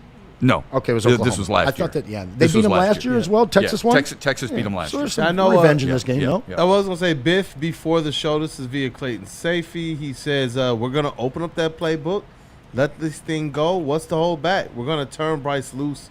We're going to get the ball to our guys. We're going to run the football. We're going to do it all. Who does that sound like? Man. That sounds like Kyle Whittingham. No, it does. I mean, Whittingham had a 45-minute meeting with Bryce Underwood, and he basically told him this offense is going to allow you to thrive. So let's see what he's got. I mean, Texas, Steve Sarkisian should do the same thing with Arch Manning, if he hasn't already. I haven't watched every Texas game. Maybe you have. But oh, yeah, lining up. Well, no, I'm just saying. No, I haven't. Maybe Arch Manning, maybe they want to do the same thing for Arch Manning, to throw the ball a little bit. For me, there has to be a mandate from this new regime coming in to Biff Poggi that he gives Bryce a taste of what next year will be for him. Yeah. Otherwise, he's gone. Like, I get it. I know that he's still not playing under the new coach. But if they don't allow him to be himself in this game, what assurances do you have next year? I don't know if he'd be gone. I thought he's come out and made it pretty clear, That at he least is from the coming back? statements, that he is coming back. He made it pretty clear he was going to LSU too. Well, Shep. that's true. Yeah, that's a good point. That's a really good point. But the money's still there. So he seems to be in a pretty good place. There's a lot of players who seem to be in a decent place. They've thrown on their nice first throw two. there. I think that was a better catch than it was. What a a Oh throw. yeah, Right design. yeah, but it was a chance he throw one that I haven't seen a lot of Where times is that from him. all year? I gotta say, exactly. I gotta say this. I gotta say this. In a couple of years, in the we could world? be looking back at this matchup between these two quarterbacks in this game while we're talking about both of them in the NFL. That's a good point too. What was it? What was Yeah. the matchup? Was it Baker versus Mahomes back in the day? They had a great matchup in a bowl game, I thought, or maybe it was just one of those games where it went like 45 something or other in the regular season. Yeah, I don't remember that one. But yes, Arch Manning. A lot of people felt like the hype was too much for him. Mm-hmm. He settled in. He turned out to have a decent year. He settled in. Struggled to start. That's fair. Okay, he did. He struggled to start. I think Bryce Underwood struggled at times this year. You Lot of don't people wanna say. see So less pressure on him. Yes, Yeah. there is a lot of pressure on them, on both of them. One's the number one recruit in the country. The other one has the famous name. It's not like he asked for the famous name, but he's got the famous name. And I think there's a lot of people looking at it and they're going, he really was a disappointment. This year, Arch Manning accounted for over 3,200 yards, total yards, and 32 touchdowns, running or throwing. That's not a bad year for a guy who's in his first full season as a starter. Am I wrong there? Would you take that of a guy who's your first year as a starter? Would you do that? You're damn right you would. Yeah, Absolutely. we can't say much. Yeah. Go ahead. Burrow, Tua. Burrow, Tua. There That you go. was a hell of a game. Yeah, really was. All right, quick timeout. Want the best and the worst of 2025. Also, maybe a couple of stunning numbers from basketball. Okay? Last night, the Pistons opened up a proverbial can on the Lakers with a late surge. A guy celebrated a birthday. Don't like him. However, the numbers associated with him are mind-boggling. We'll get to that when we come back after this from Les Stanford. And Jack's Car Wash, as the snow continues to fall, wouldn't be a bad idea to get your car washed. Wouldn't be a bad idea to have a very safe car. And the cars you're looking at right now from Les Stanford, the Silverado, $189 a month plus tax. The XT6, the Cadillac, $359 a month plus tax. And the Buick Enclave, the $299 plus tax, all safe on Michigan roads. And there for you at Les Stanford. Go to their website and check out their massive inventory, lesstanford.com. And then once you leave the lot, just head on over to Jack's Car Wash. There's over 40 locations. Near you in the Metro Detroit area, there's free vacuums, free compressed air, free mat cleaning rooms. 8 of those locations have the serious detail rooms for you as well. And they will also have a whole crew with those hand-dry towels to take care of your car on the way out. And we are hooking you up with a free visit, a free car wash at Jack's. All you have to do is text WSN to 888-522-1729. Planet Fitness now has even more best-in-class strength equipment. Join today for $1 down and save. We're stepping it up. We're not slowing down. Finding new faith, new focus. Love that new equipment smell. So, you in? Join the club today. Save when you join for just $1 down, $15 a month. Planet Fitness. We're all strong on this planet.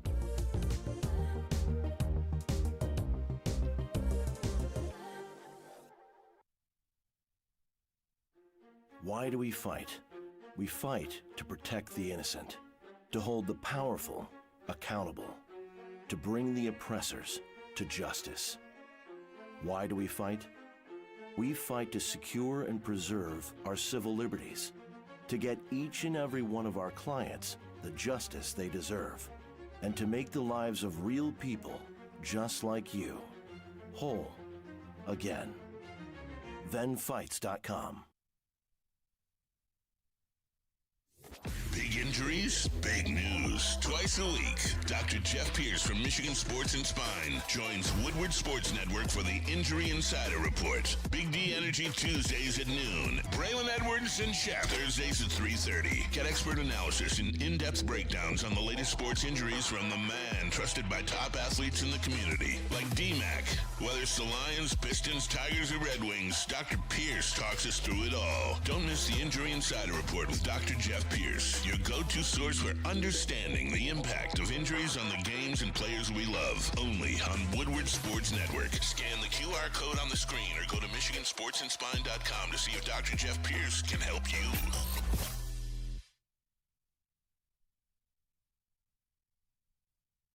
Stop searching for a vehicle and start finding one. Les Stanford Chevrolet Cadillac makes it easy. We harness the power of multiple dealerships and own the biggest selection of GM brands in the area to get you the car you need. With the Les Stanford Group, you'll have access to 4 different dealerships, providing you with more makes, more models, and more choices. We're connected to more than 1,000 vehicles, and with so many high-quality CPO vehicles available, you'll find new car quality at pre-owned prices. You can start and end your search at lesstanford.com today. Dr. Jeff Pierce of Michigan Sports and Spine is here with us at Woodward Sports every Tuesday on Big D Energy and right here every Thursday with Braylon and Shep. He's going to share that top-tier advice that keeps all kinds of athletes in peak condition, including Braylon and D-Mac, both clients of Dr. Pierce. If you want to learn more, head on over to MichiganSportsandSpine.com or just give him a call at 248-426-9944. Or just hit that QR code you see on your screen. I don't care that the holidays are almost over, and Buddy's doesn't care either. They still got some great holiday deals going on right now, like the free 4-square one-topping pizza voucher for every $50 gift card purchase now through the end of this year. And who knows, they just may carry it over into 2026. We'll see what happens. It'd be a really nice gift for Kool-Aid to deliver to Mama Bear, because she's earned it. That's right. And of course, Kool-Aid could also take advantage and have some on his plate as well. It is the original Detroit-style pizza. There's 22 locations, and it is the best pizza. It's worth bragging about. Buddy'sPizza.com. Diego Pavia's only down 7, Shep. You like saying it that way, right? Diego Pavia. The ReliaQuest Bowl, 34-27 Iowa, with 3 minutes to go. Vanderbilt has 1 timeout. You need, what, 2 first downs? 3 first downs? Depending on when you get those first downs. Like if you get a first down on the very first play here, then you're going to need, a little bit more. So, I would say 3 first downs, and they'll be able to take care of business. And the Big Ten will beat the SEC again. Do Michigan fans know that Vanderbilt is a better educational school than theirs? Do they know that? Do they know that they're ranked higher? Why does it come back to, does Michigan know? I mean, because I'm here. What does that have to do? Braylon. What does this have to do with And I am anything? going to razz. All right, Michigan fan, Central alumni, big respect. Thank you. Michigan guy usually here. I only get my windows. Shep is a Michigan every legend once in a while. Anson's got to release State his of Michigan legend. No, he's called some big games for Michigan. I Doesn't have. make him a Michigan man, though. Yeah, I haven't done anything for Michigan for 6-7 years. That doesn't matter to me. I mean, Michigan State came calling tomorrow. I'd be like, sure, bring it on. Yeah. I ain't going after him. I'm going after y'all. But I root for Big Ten teams for the most part. Sure. And there's no question I root for our teams. If Michigan State's playing, I am all in, baby. I've watched every Michigan State basketball game this year. I was a little disappointed in the Colgate win. I mean, 97 points frustrates me a little bit. Did they have Adonal Foyle? They did not, which is surprising. They didn't They didn't have Keith Van Horn either. But anyway, it was a little surprising for me. But look, they're 12-1. Jeremy Fears is coming off a career high in points and assists and all that other stuff. So it's been really good stuff. The Van Horn one went over in my head for a second. Yeah, just for a second. Well played there, Okay. Shep. LeBron James celebrated his 41st birthday yesterday, and I could not have been happier that the Pistons kicked him right in the teeth and said, you get coal, because Detroit handled them without a problem. They had 74 points in the paint, the Pistons did. It was awesome. But even though I don't like him, that doesn't mean I can't respect what the man has done. Let me give you a few things real quick, and then you can comment. I didn't realize this. LeBron James has played against 35% of the NBA players to have ever played in the league. 35%. He's played in 12% of NBA finals in history. He has scored 40 points. That's interesting. He's scored 40 points or more against every team at least once. He has more playoff wins than 21 NBA franchises. Dang. And he is top 2 in MVP voting in 3 different decades.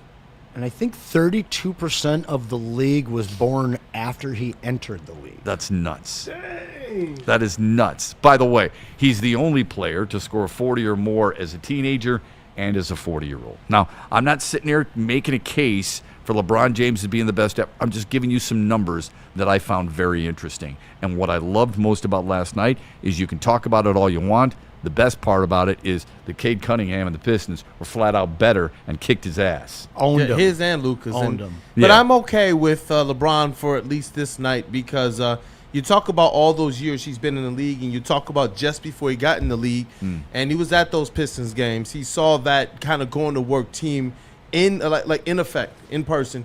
It was actually, I think, at some of those finals games as well, I believe. And it was I remember that. Yeah, it was cool to hear him after the game say, you know what? It feels like they finally got that Detroit feel back again. I'll That's never a big stamp. It is. That is a big stamp. I remember I covered the NBA draft that year in New York. And he was walking. I was walking down the hallway, and he's walking this way, and he's dressed in an all-white suit. And I was with somebody, another member of the media. I go, "Who the hell is that?" And they go, "Oh, that's LeBron James." I went, "Holy crap! That kid's 18 years old." It was unbelievable. Yeah. Now, I didn't realize it at the time. I wouldn't like him as much, especially when he's practicing his damn golf swing during the national anthem. But the dude's been really, really good. That said, let me give you this comparison: LeBron James at 18 or at 19, and Cooper Flagg at 19. Ready? Not that Cooper Flagg's going to do this. I'm just giving you. LeBron James averaged 22.6 points. Cooper Flagg's averaging 22.8. LeBron James averaged 5.8 rebounds. Cooper Flagg's averaging 6.6. LeBron James averaged 6.3 assists. Cooper Flagg is averaging 6.6. It's not complete yet, but at age 19, league's in pretty good hands when it comes to a young player like Cooper Flagg in Dallas. Yeah, he's doing historic stuff as a youngster. I do want to get back to that Laker game last night. I got an opportunity because I watched Stream East. It's free, y'all, just so you know. And I got to watch the Lakers broadcast because you never know what you're going to get on Stream East. One Laker, only one, has scored 50 points against the Pistons. Do you know who it is, Shep? One Laker has scored 50 points against the Pistons. All time? Lifetime? Almost want to say like someone like AD. James Worthy. I was going to Did say it 4 times. I was going to say James Worthy too. Elgin Baylor. Wow. Most threes lifetime against the Pistons for the Lakers. Who is that? Most threes? Yes, sir. Easier than you think. Byron Scott. Kobe, baby. Okay. Wow. All right. And finally, most rebounds in a game versus the Pistons. This one might surprise you, or not at all. Might surprise us? It's not Magic surprising. Johnson. It's not Shaq. Then. 34 by Kareem Abdul-Jabbar. And now my final question, and I am setting you up. You deserve great dinner out with your wife tonight. Kool-Aid, you don't deserve this question. And I have to expose you because you denied something yesterday that both Shep and I know to be true. 34 rebounds. That's a lot of boards, man. Now, we asked you a question yesterday. We actually made a statement yesterday that you wholeheartedly disagreed with, and we know that you were capping. So I'm going to pose the trade to you right now, not back in 2020. I want to pose the trade to you right now. Would you trade Cade Cunningham for SGA and Josh Giddey? And the answer will be quite telling. Because that trade was offered to us before the draft, correct? So, would you trade? Is that known or is that a rumor? No, the pick that turned into Giddey would have been ours, and we would have gotten SGA. So, today, would you trade Cade Cunningham and get SGA and Giddey both back? Straight up deal. Man, Cade Cunningham is not going to go slash your tires or anything, so don't worry about that. I'm just not a giddy guy. I'm not. So Cade's better than SGA is what you're saying. No, but and that Giddey's for the just a throw-in. trajectory, if it was just Cade, just SGA, I believe that right now SGA is the better player for trajectory. I do like what Cade Cunningham is. Now, if it's two players, you got to go with SGA and the second player. But if it's just Cade and SGA, I am bullish on what Cade Cunningham is going to be. Team.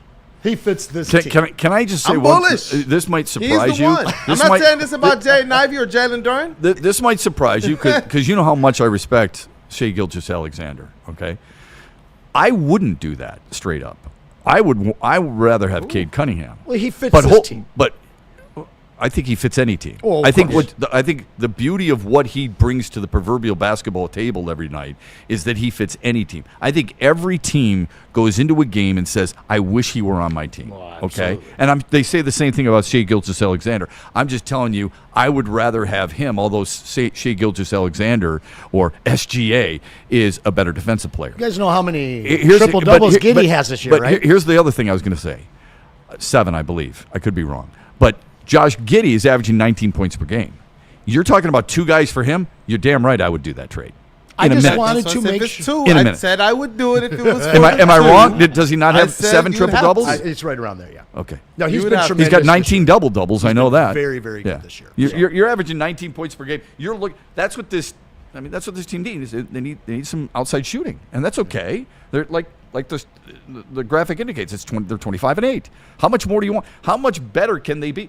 Good for them. Shout out Marcus Sasser, though. 4 of 6 from behind. Yes, please. Because everybody here was saying, we've got our backup point guard in Dennis Jenkins. I'm sorry. I've been telling you all. And you remember that name. Last year in the playoffs, I told you Sasser needed 8 to 12 minutes in that series. Yeah. And he didn't. Listen, Miles McBride is on the floor. You can put him in there. He's instant offense. You saw what he did at Houston in the tournament. Right? The guy's also a solid one-on-one defender for smaller guards. Yeah. And he's got some of the quickest hands and quickest feet out there.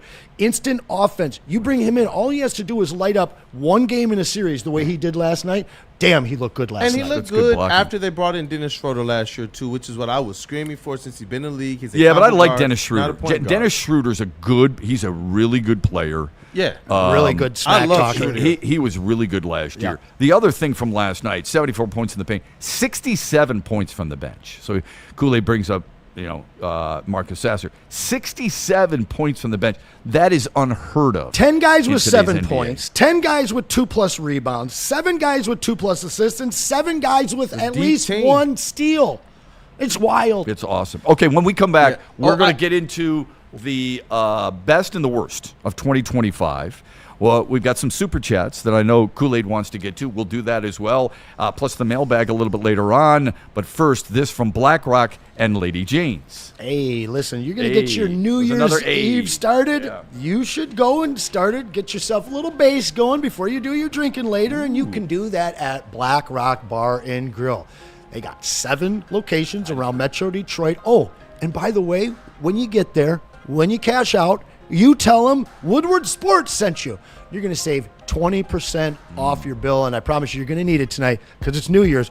But get your night started with that sizzle over at BlackRock Bar and Grill. Such good food. When they brought that food into us, seriously, we were like pigs in slop. Am I wrong? We slept real well. We all just could not wait to dive in, and everybody. Everybody stopped. Took the plate home too. Yeah, we did. It was fire. You did. Yeah, you did. Me and Anson were in there. That was a veteran move on your part. Listen, we talked a lot about Lady Jane's and what they're going to do with the St. Brown Foundation coming up, and it's pretty cool. But in all honesty, every single day they are here doing yeoman's work, working really hard for you and making sure you look your very, very best. Whether it's New Year's or the holidays, your birthday, or just any old week, Lady Jane's Haircuts for Men is the place to come for the best of what you can expect from your hairstylist. Walk in anytime. It is wicked awesome.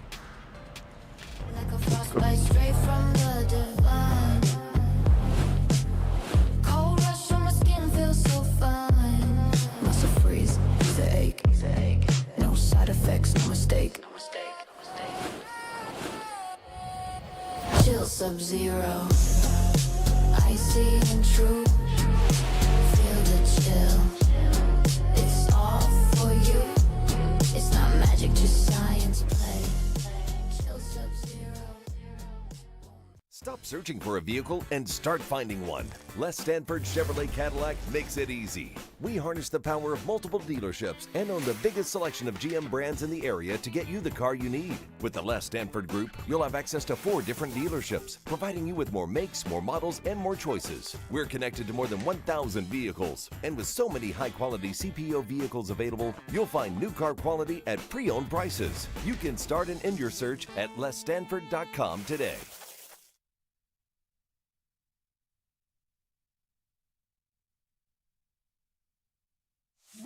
It's bear hunting season, and Dan Campbell is hungry for some kneecaps. If you can just get a hold of them and you start dragging their ass out to the deep, dark abyss, you can drown them. The Kings of the North are back for another year of the brand new Lions. Make sure you're locked in to Detroit's #1 sports network for all the news and info on your Detroit Lions. Woodward Sports, let's go.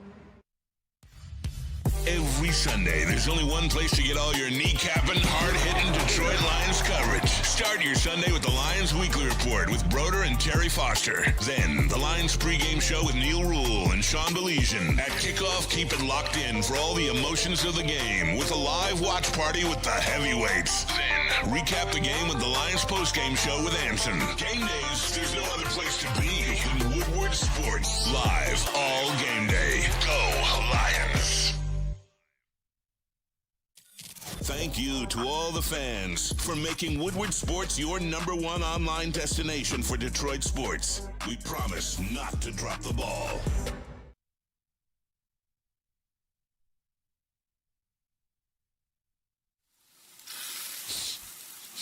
You smell that? That's Brad Holmes cooking. And the off-season smells good. Woodward Sports. Michigan is getting closer, and I know you guys are ready. It's the biggest pickleball event of all time. The Woodward Sports Wicked Pickle Open January 9th through the 11th, and we're kicking it off with a bang. Friday night at 7:30, the Woodward Sports Celebrity Tournament hits the court. All 4 shows throwing down, plus local celebs, and it's all broadcast live. Then the real battle begins. 3 days of nonstop pickleball, men's, women's, mixed, and singles divisions. This is where champions are made. Sign up now at pickleballtournaments.com. I know I am looking forward to some of the fans, some of the chat family being there. I know Randall Smalls is going to be in attendance. We would love to see more. Hey, call Wicked Pickle at 734-331-3451 or scan that QR code right there. Yes, sir. And you can place a $1,000 risk-free bet. How and why? Because if you lose, you get that bet back.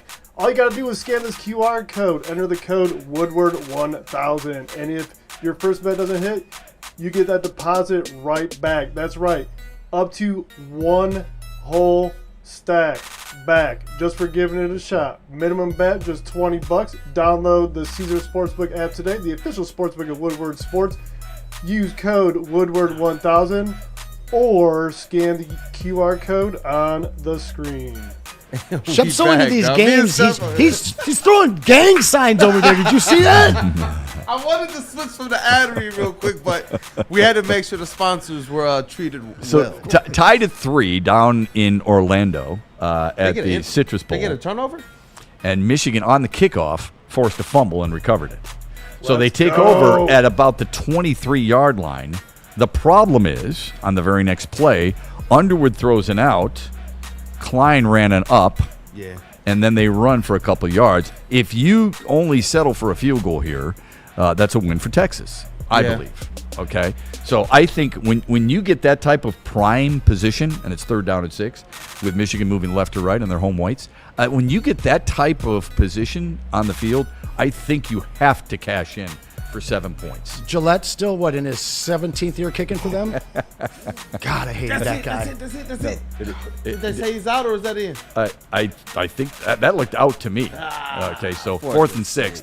They take an end zone shot. It was thrown, I think, out of bounds. I don't think it was a great throw. That might be in. That was a great catch. It was a great catch by Bell. Knee touch before his ankle hit. You think before the toe drag? The toe drag. No, I think the toe's in. Did he control? No. They're going to look at it. He's got it. No, that's his knee first, man. The toe hits. Look at that. A toe right there. The delusion of Michigan fan at its prime, bro. I love it. I love it. Everything's a touchdown. Delusion of Michigan State rival at its prime. Fuck him. It's good. You don't want to see this be a touchdown. That's okay. There's no delusion here, though, Kool-Aid. You're delusional because you think his foot went down first, which, by the way, in slow motion you it does. can see his knee goes down first. But there's no delusion here. Zero. Now, the Thank question you. I is, does he appreciate have that. control of the ball? Appreciate you when pointing his out the football zero goes- when delusion his foot to your goes right. down. Yeah, his knee might be out. So though. fourth it and was. 6, they're going to have to settle for a field Incomplete. goal. Oh, you don't say they got it right. Now you're on the side of the refs? Yeah. Well, wait. Can we just say this? The ruling on the field is incomplete. Is there enough to overturn it? They're dapping him up I on the got to be sidelines. honest with you. This is terrible, terrible streaming because our folks can't see it at home. Yeah. And I feel bad, so we really shouldn't be talking about it. But you understand. And the delay. Spoiler alert. With the delay. The fan thinks with it's a a delay. TD, Right. man. All right. We'll Salvatore let you Chat. know whether it is or not. 2025 is in the rearview mirror.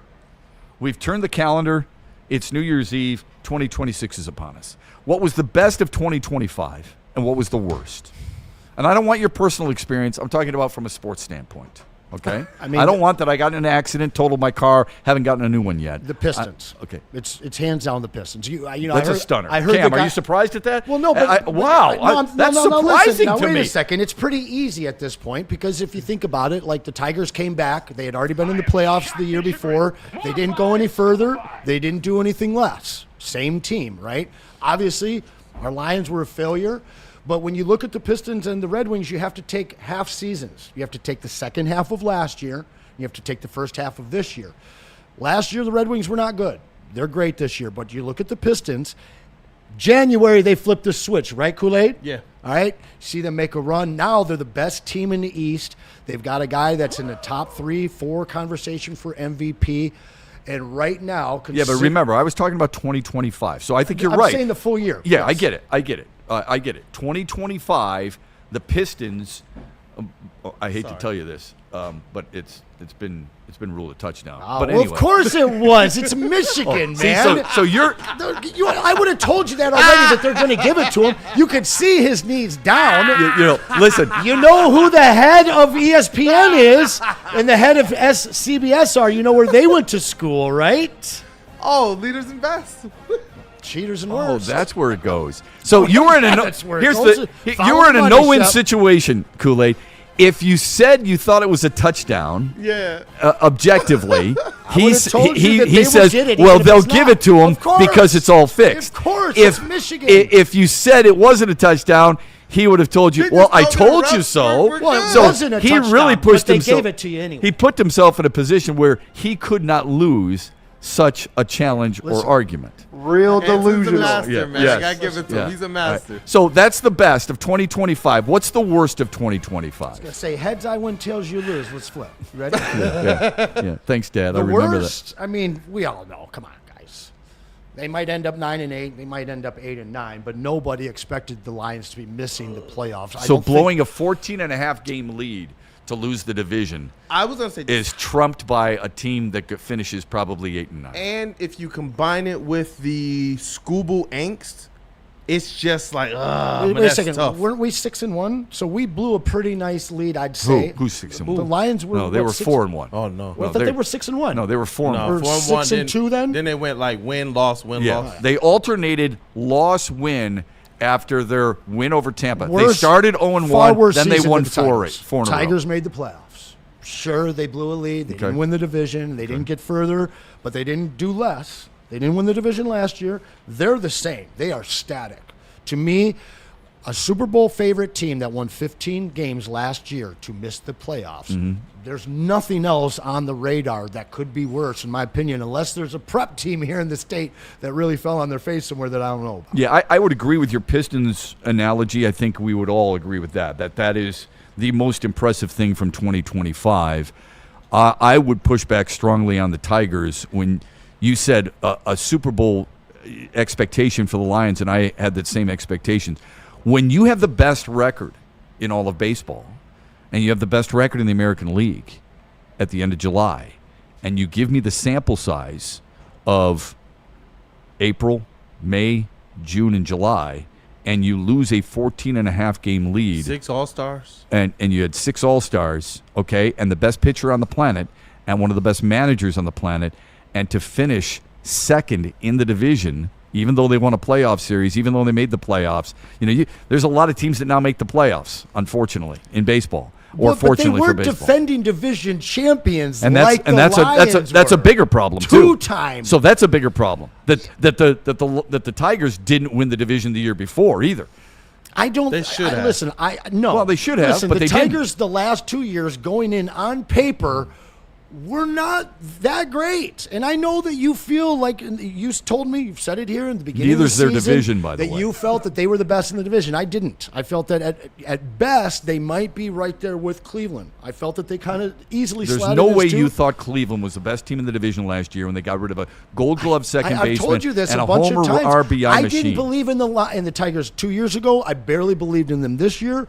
Midway through the season, they looked primed for a fall. They don't have hitters. They don't have pitchers beyond one guy. Okay, beyond Jose Ramirez, who are Cleveland's hitters? We already did this one, Shep. Okay, we already went through this and did this one. Well, when you go back to the well, I got to go back to the well too and I get prove that you're wrong. But listen, Shep, I know you're a baseball guy, but you can't compare the failures of the Lions to a team that, yes, they fell in the face and didn't win the division, but they still won a playoff series, and they still got back to where they had been the year before. Okay. This is an absolute, 160 in the opposite direction for the Lions. Okay. It's the Tigers are on the same. And let's be, I don't put people in silos. Okay, we all have favorites. Don't just label me a baseball guy. You are okay? a baseball because lover, there's though. football. You're a baseball elite. Just because I know more baseball than you do you're doesn't a mean I'm a baseball baseball elite. guy. It means you need to be more of a baseball guy. I don't call you just a basketball guy. You like football. You're the one It's like Anson, you're the one who future labels Anson. yourself. Well, I don't label myself. I You only label people, no, not the me. only thing that I label is I am not a hockey guy. Right. That's or college football. No, I don't really watch college Well, football. that makes you not a football guy, dude. I hate to tell you, it makes you not a football guy. Not a college football guy. I'm That's not what a I said. college sports guy. That's what I said. I am a football guy. Okay, yeah. You're not a college football guy. You're not a hockey guy. You've basically limited yourself to 2 sports, and that's unfortunate. But hopefully, as you move forward, you'll expand your umbrella a little bit when it comes to sports. Kool-Aid, best and worst of 2025. I guess you got to say, for me, it is the Lions. That one stings a lot more for me, the expectations. And just to not even make the playoffs, it's like, first to worst, it's got to be the Detroit Lions. You got so pumped up over the Kings of the North, and now we're sitting here looking at, what makes it that much worse. It'd be different even if we just kind of just missed out and the Bears were sitting down there in our misery. But with them sitting at the top, Ben Johnson being over there, he's clearly prepared for the Bears, very clearly prepared for them. I know some people were wondering his preparedness for that woeful playoff game because that sucked as well. Yeah. To lose that game in the same calendar year that we also got That does eliminated fall in on 25, Christmas doesn't it? Day. Yeah. Right. Yeah, Yeah. it's just You're right. that hurts. Good call. Yeah, I agree. Randall Smalls was very specific. He said best was Tarek Skubal. So that's a really good point. I mean, if I can sit there and just complain about the Tigers in general, Skubal winning back-to-back Cy Youngs, pretty special. That is pretty special. Yeah, really special. I think that gets so underrated just because Why people is are that? wondering about his future here. Right. I really do. I But agree. I think it's back-to-back Cy Youngs. That's crazy to me. And I don't think we actually celebrate it the way we should. And I think it's because people are looking for the team's success as well. Yeah, I think he celebrates it by going to all these different events in Detroit and telling everybody he's there. Cam, best and worst of 2025. Best. This is not Detroit sports related, but I'm going to say the collapse of the Kansas City Chiefs kingdom. End of a dynasty. Attaboy, Cam. Taylor Swift jinx. The respective division come up.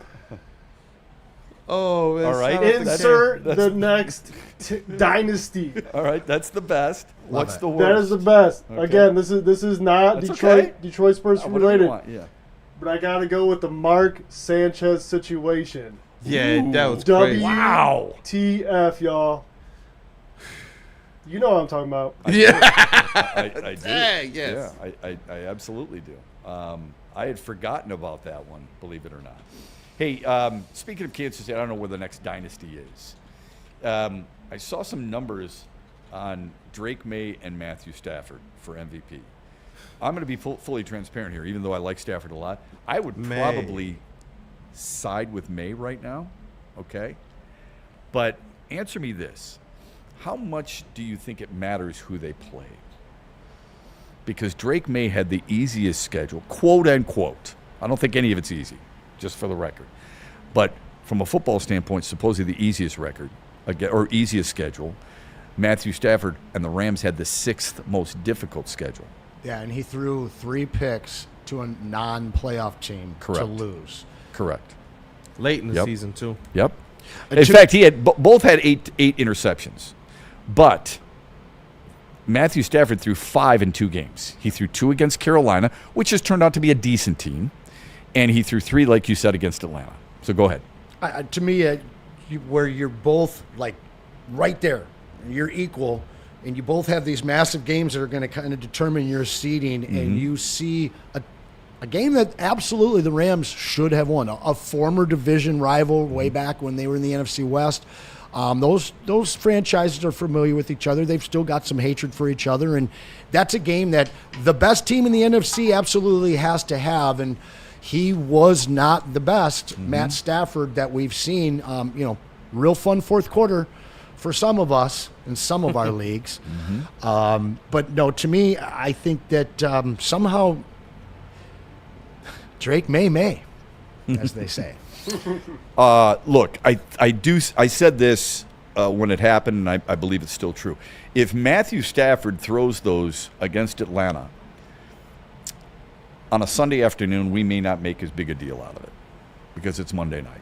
So I think your point is well taken regarding playing against Atlanta, and they needed to have it for obvious reasons that we don't necessarily need to go You into. and I needed to have it, too, for our fantasy team. Yeah, you and I are definitely bitter about it. It always that. comes back to fantasy. It does. If I ask you, who did Drake May throw interceptions against, do you know? I know it wasn't the Jets, Shep. That's a good point. I know it wasn't and he played them twice. Jets. Because he threw one against Atlanta. Okay. He threw one against Cincinnati. Okay. He threw one against the Raiders. Okay. He threw one against Baltimore. He threw one against Pittsburgh. Okay. Two somewhat decent defenses, and the rest are mostly trash. Yeah. So the difference, I think, for him, he also threw one against Buffalo and Tampa. The difference for him is he didn't throw multiple interceptions. If you're throwing, no one's perfect. So if he's throwing one against this team, one against that team, whatever, he went through a stretch, I think it was 3 straight games where he threw at least 1 interception. He never threw multiple interceptions in any of the games. So I guess my question is, are you looking at the overall tail of the tape like they had in boxing back in the day? Stafford wins in touchdowns. Stafford wins in games played against teams above 500, all right? Compared to Drake May, who only played 1 game above 500. In common opponents, Stafford, 14 touchdowns, 6 picks. May, 13 touchdowns, only 3 picks in common opponents. I'm trying to figure out what numbers matter most, because in all fairness, Dan Orlovsky made this point the other day, and it's a good one. It does matter who you're playing against and who you're throwing against. And if you're playing the 6th hardest schedule compared to the easiest schedule, I think it has to be part of this, the summary of a Certainly, play. but at the same point, in my opinion, when you've got 2 guys that are so similarly, when you're trying to break down and figure out who the MVP is, to me, it's not about winning games. Now it's about, did either of these guys lose a game for them? And on Monday night, Stafford had the opportunity to win that game, but his 3 picks lost that game. Make no bones about it, period. So for me, if that game happens in week 3, we forget about it. Okay. But where it's happening in week 17, Right. it's a massive, massive difference. And that's probably the game that's going to be in the minds of the voters. More research for you. Against teams with a winning record. Drake May, 696 passing yards. Matthew Stafford, 1,879. Touchdowns, May, 2 touchdowns, 2 picks. Stafford, 20 touchdowns, 1 pick. Stafford with a 107 passer rating, May with an 88 passer rating. Against teams with winning record. Just more numbers and more comparisons as you move forward and think about it. All right, let's get to the real quick though. Do they give go a ahead. second-year quarterback an MVP over Dan Marino Matt won it. Stafford? Dan Marino won it. Different era.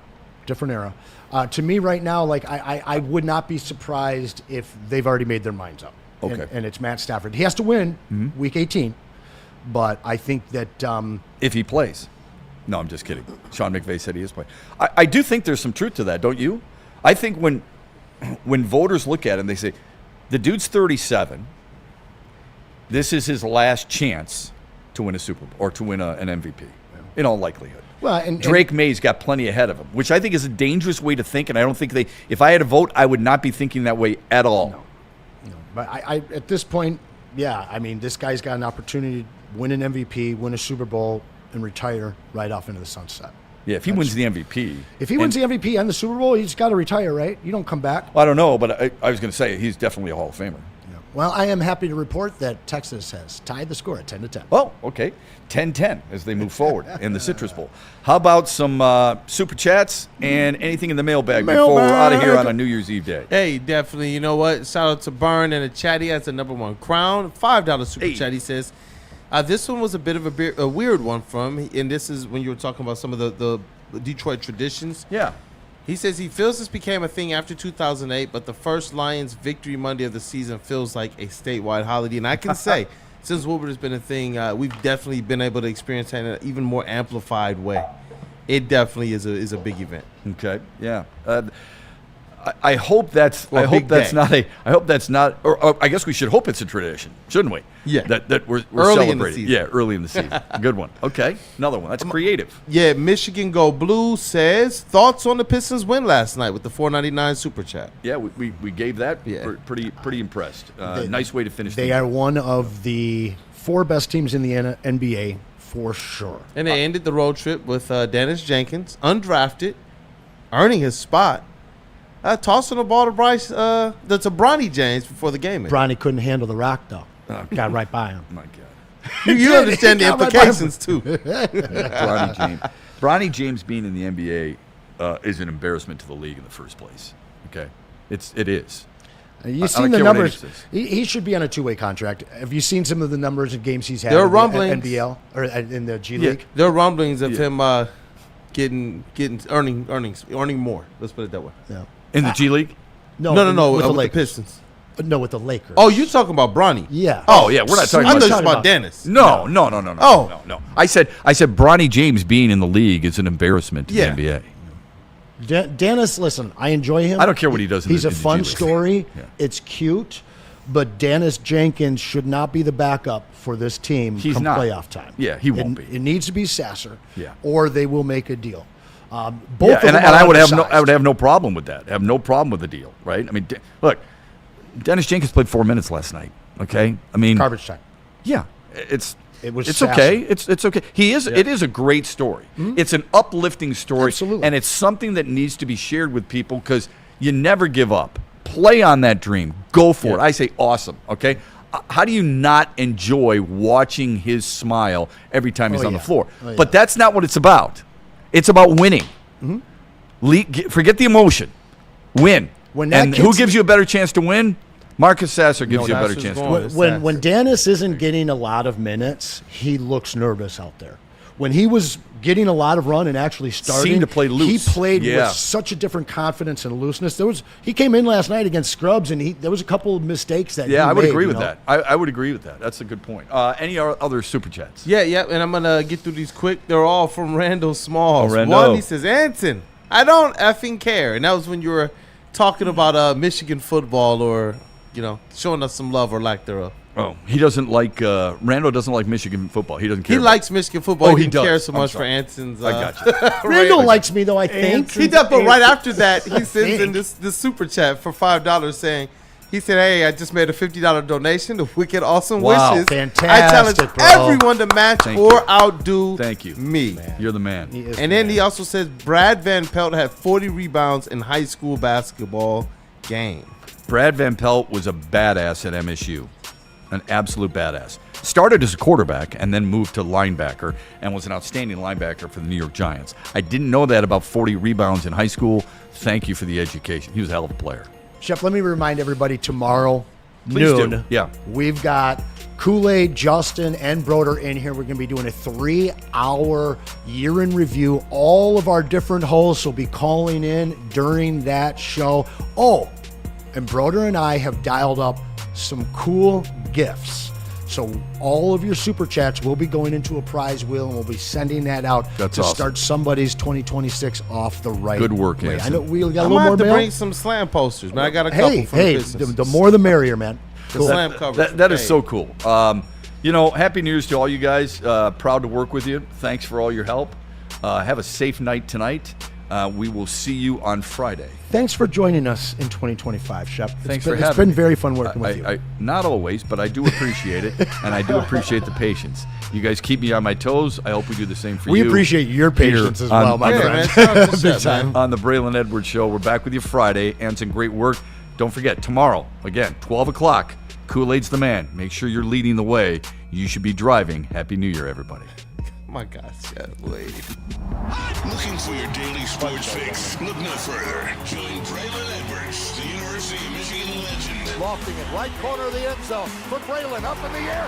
Touchdown, Michigan! And Shepard. Do you believe this comeback? Your favorite sports commentator as they tackle the hottest topics in the world of sports. Catch the Braylon Edwards Show with Shep, Monday through Friday from 2 to 4 p.m. on the Woodward Sports Network. Get ready to laugh, learn, and love sports like never before.